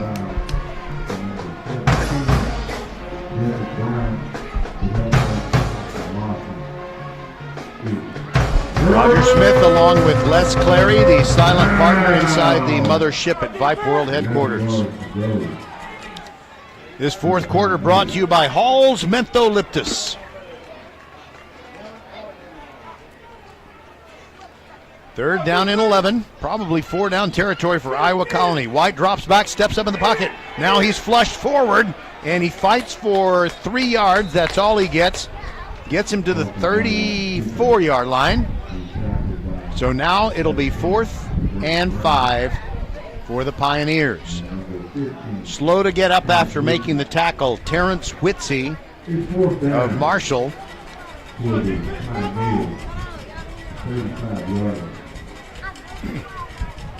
Whitsey comes off. And they shorted White a little bit. I guess his knee went down before what appeared to be the end of that run. It's 4th and 7, not 4th and 5. White drops back out of this gun, throws over the middle, and it's right at the line to gain. It is Jacody Miles. It depends on where they spot it. He went down on his butt, right at the stick. They put the ball down, and I think we might actually need a good old-fashioned measurement. The umpire, he's kind of like the assistant referee. He's indicating that it's 1st down for Marshall, and that's what it is. The Buffs stop Iowa Colony on downs. It was very close. Jacody Miles needed to run his route a foot or 2 deeper, and then he would have been fine. But he was facing the quarterback, caught it, and went down right away, seated, and it came up short. So it's Marshall football at their own 29. And now we've got 4 minutes, 25 seconds to go. This is not a playoff game, but it's playoff pressure. Empty backfield for Caden Johnson. Somebody's got to score to win this game. Dejon Taylor catches a little hitch screen. Scurries down the sideline for a pickup of 6. And he's rushed out.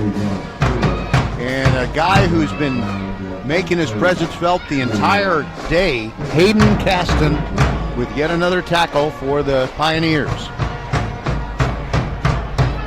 2nd down. Buffs need to get to their 39 for a 1st down again. The empty backfield, but a whistle prior to the snap. And we got a timeout, Iowa Colony. We'll take it with them. This is VypeFortBend.com. We'll be right back.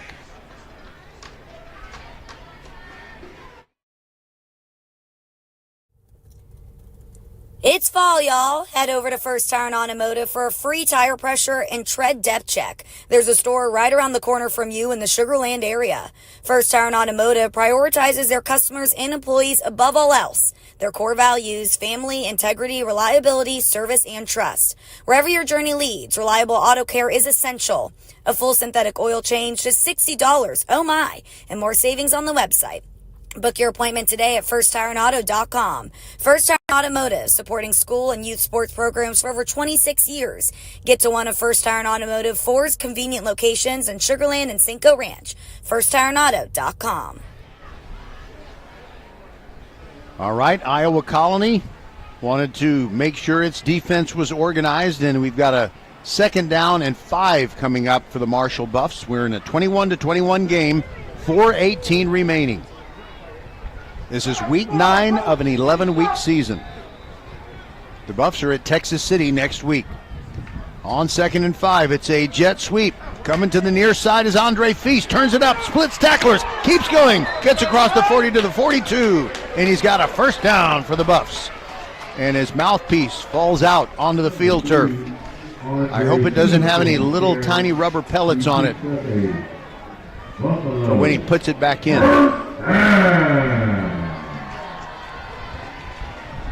Adrian Porter put a stop to that play, but not before the Buffs picked up a critical first down. They have it at their own 41, and the clock is right now at 4 minutes to go and ticking down.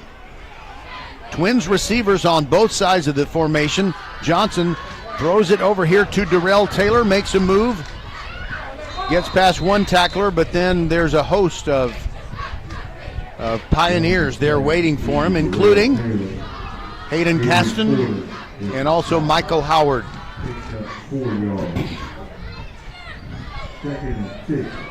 And the clock keeps on ticking after that 4-yard pickup, and we're at 3:30 to go and ticking down. Buffs going left to right. Ball on the near hash mark as Johnson almost lost the snap, handed it off to Peyton Long, and he's stoned at the line of scrimmage. Christopher Johnson. And the Buffs fans disappointed that there wasn't more daylight for little Peyton Long.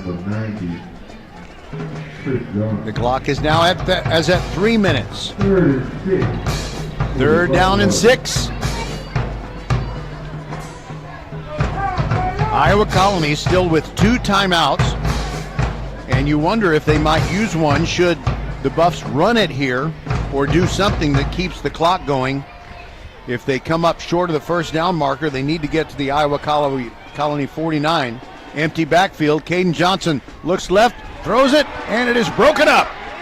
Incomplete. They ran that same play where early in the game Jarvis Solomon got an interception, and he got there, and he collided with Jacaden Ferguson when the ball was arriving, but it was just 2 guys going after the football, and that helps Iowa Colony conserving time. 2:30 exactly to go in regulation time, and it is time for Marshall to punt the ball away on 4th and 6. And Jacody Miles back to receive. Tamir Williams punt. Will Iowa Colony come after it? They peel back, and the punt is high, and Miles, fair catch called for. He muffed it, but there's going to be a penalty on the Marshall Buffs. Unfortunately for them, Cameron Washington, covering the punt, bumped into him. A fair catch had been called, and as a result of that, it'll be penalty yardage against the Buffs. And they did not run the clock on that punt play. The clock still says 2 minutes, 30 seconds. And there is a holding penalty against the Buffs. And there should also be a penalty for interfering with a player's opportunity to catch a punt. The call that our referee, Joel Richards, made was offensive holding, or holding by the kicking team. Either way, it's going to be improved field position for Iowa Colony as they are trying to break this tie. It's 21-21.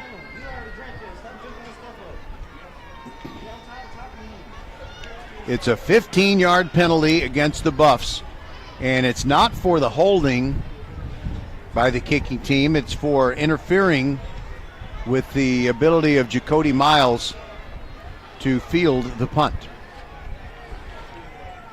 Whether he calls fair catch or not, you as someone who's covering the punt cannot bump into him before the ball comes down. And here we go. Probably the final possession of regulation time. 2 minutes, 30 seconds to go in a 21-21 game. The ball at the 38-yard line for Iowa Colony. Carson White looks back at Joel Richards, the referee, who says, go ahead, ready for play.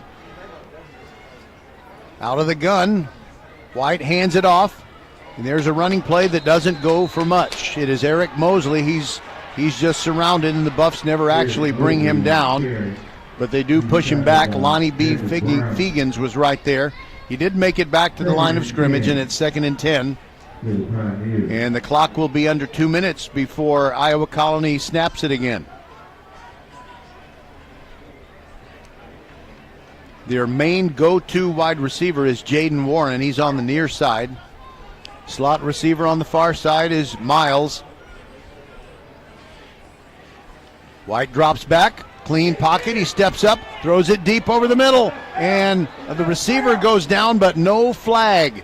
The intended receiver near the 40-yard line of Marshall was Cameron Serial, and he collided with one of the Marshall DBs. I believe it was Isaiah Williams. They both went down. And if it wasn't him, it was Dick Brown. It's 3rd and 10, and the clock is stopped after that incompletion. 1 minute, 42 seconds remaining. I'm wondering if Iowa Colony is going to throw for the first down here, or maybe they'll just do something safer and try to punt and get field position. White steps up in the pocket, scrambles, throws. He's got a completion. It is inside the 40, the 30, still going down the sideline, all the way in for a touchdown. Arriving just when they needed him to, Jaden Warren with the touchdown catch. His 9th touchdown of the year, and it comes from 64 yards away. Nice improvisation by the quarterback, Carson White. He stepped up in the pocket, he slid to the left, and he got it to his main man, Jaden Warren.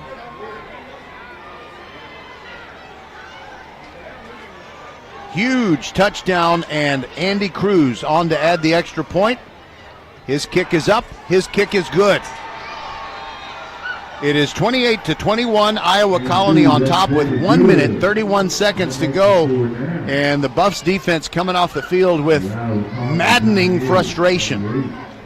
Caleb Chester, the cornerback, just wants to slam his helmet down.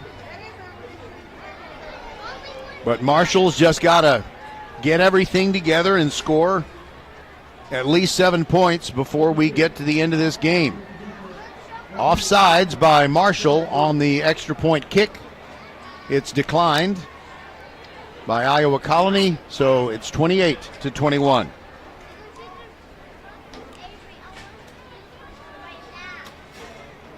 The Buffs have to pull this one out of the fire. They don't want to go to Texas City next week with a district record of 3-2. They planned on being 4-1. I believe that is Jaden Warren's first reception of the afternoon. And Iowa Colony desperately needed something, and they got it. Dejan and Darrell Taylor back to receive the kickoff. One thing that you can count on from Iowa Colony, they prefer to cover kickoffs. They never want to kick it out of bounds just to avoid someone returning it. They count on their kick coverage. And Andy Cruz has only kicked the ball out of bounds on a kickoff once all year long. And Iowa Colony scored a lot, and he's done a lot of kicking off. Striding toward the football, gets it in the air. Deep down the middle, it will be Darrell watching it go into the end zone. Touchback. No time goes off the clock. 1:31 still left, and the Buffs have to score a touchdown and kick the extra point. Iowa Colony's defense goes out there, and they look fired up, especially the body language of Adrian Porter.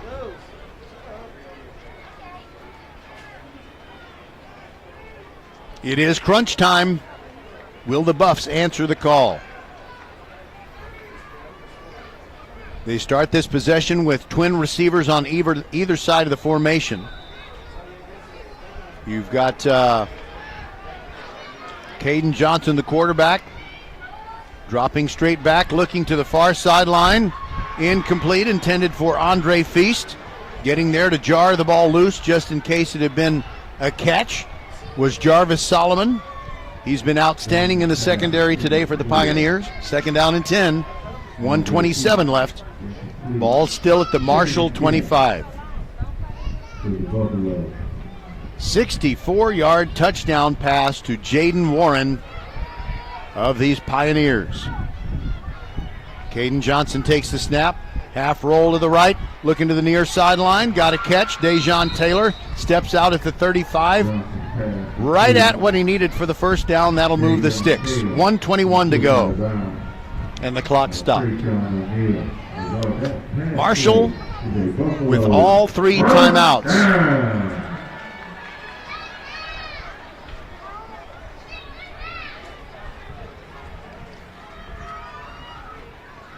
Because that play went out of bounds, they can take their time here. Ball on the near hash mark as they move left to right. 1:21 to go. Johnson fakes a handoff to Long, stands strong in the pocket, throws it deep, and it is beyond the coverage, and it's picked off. It is Solomon. Solomon picks it off near the 25. No flags, and that will do it. Even though Marshall has timeouts left,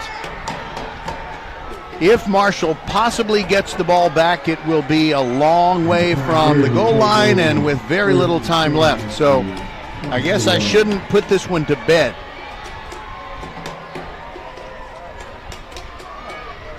Well, Caden Johnson's arm was big, but he overthrew everyone except the guy who managed to get right in the right spot, Jarvis Solomon.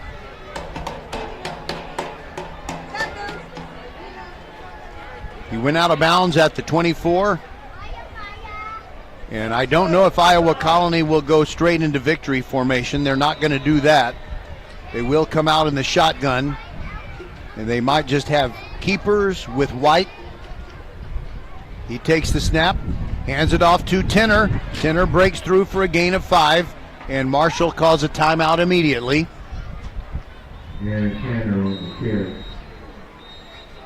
The clock has not stopped. They're going to need to adjust it. We'll be back after this from Love Houston, League One Volleyball. Professional volleyball is coming to Houston this January, featuring Olympic medalists Misha Hancock and Jordan Thompson. Love Houston Volleyball is Houston's newest professional team. Get ready to watch some of the world's best volleyball players, from Olympic medalists to NCAA champions and international superstars, with the action kicking. Okay, every once in a while, sometimes on warm days, our little commercial player just decides to quit, and that's what just happened. So we will make good on that for the folks at lovb.com. Here we go. Professional volleyball is coming to Houston this January, featuring Olympic medalists Misha Hancock and Jordan Thompson. Love Houston Volleyball is Houston's newest professional team. Get ready to watch some of the world's best volleyball players, from Olympic medalists to NCAA champions and international superstars, with the action kicking off on January 9th. Visit lovb.com for more information and tickets for Love Houston matches. Volleyball is the next major league. This game is over because Iowa Colony ran it straight up the middle with Eric Mosley, and he broke it for 50-something yards. And there are 50 seconds left in this game, but Marshall can use timeouts, and they're still not going to get the ball back. Iowa Colony has come in here with a clutch victory, 28-21, a very defensive second half. Both sides giving up very little. But Iowa Colony was able to make the big play, a 64-yard touchdown pass from their quarterback Carson White to Jaden Warren. And the clock is ticking down. I think that the Pioneers will need to snap it once more, and that'll be that. White is ready, hands it off. They're still running normal plays. And the breaking through inside the 10-5, touchdown! The discouraged Buffs did not bring down Eric Mosley. He ran it to the right. He kept trying, and the tacklers were suddenly gone, and he took it in. Touchdown from 21 yards out. And this is not going to be a one-score game in the end. That touchdown makes it 34-21, and Handy Andy Cruz on to add the extra point.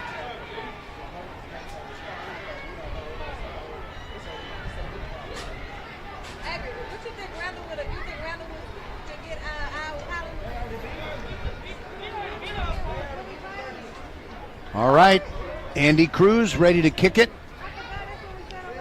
And the kick is up and good. And by the way, I heard a fan, and I'm not ragging on anyone because we all have busy lives. I heard a lady from Marshall say, do you think that Iowa Colony can get Randall? Well, they've already played, and it was on Todd Freed's presentation. It was on CW 39, one of those Thursday night televised specials. And I didn't broadcast that game because I just didn't want to go up against Todd Freed.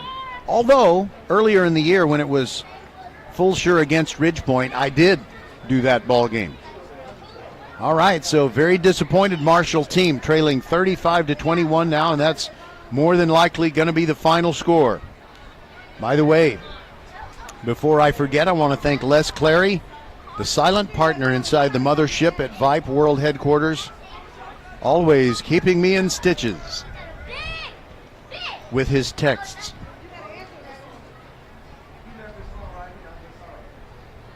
So next week, we've got the game between Ridgepoint and Hightower to determine supremacy in District 21-6A. That'll be awesome on Thursday. Then on Friday, Travis against Dulles.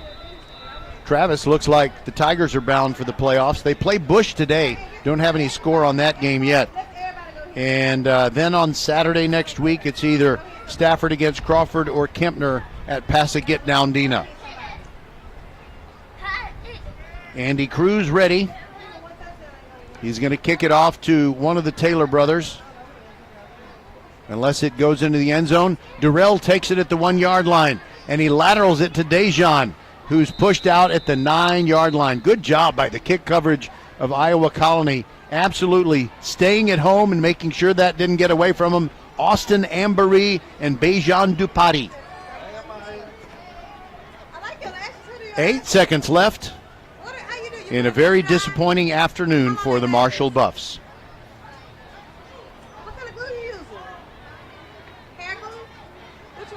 Our crowd mic gets really close to some people.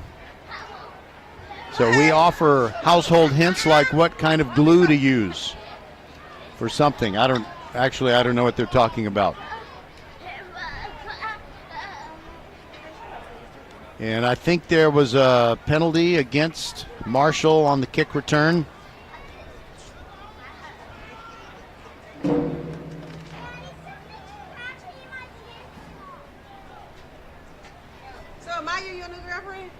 Oh, talking about girlfriends now. We got a hot mic. Don't talk about girlfriends. Okay. Well, Marshall fans in a good humor despite the defeat. Give to Peyton Long, up the middle, trying to make a long run, gets across the 20, fights to the 25, and that's all she wrote. That'll be the final play of the game. Iowa Colony comes through strong in the fourth quarter, and they win it 35-21 over the Marshall Buffs. For Les Clary, Patrick Kinnick, Bob McKay, Suna Venkat, and the venerable Merle Bertrand. This is Roger Smith saying goodbye and God bless from Hall Stadium. Iowa Colony defeats the Marshall Buffs 35-21. And we will talk to you next time on Tuesday Night Volleyball, Foster and Fulshire, 5:30 on Tuesday. Good night. Well, it's still daytime. Good afternoon, everybody.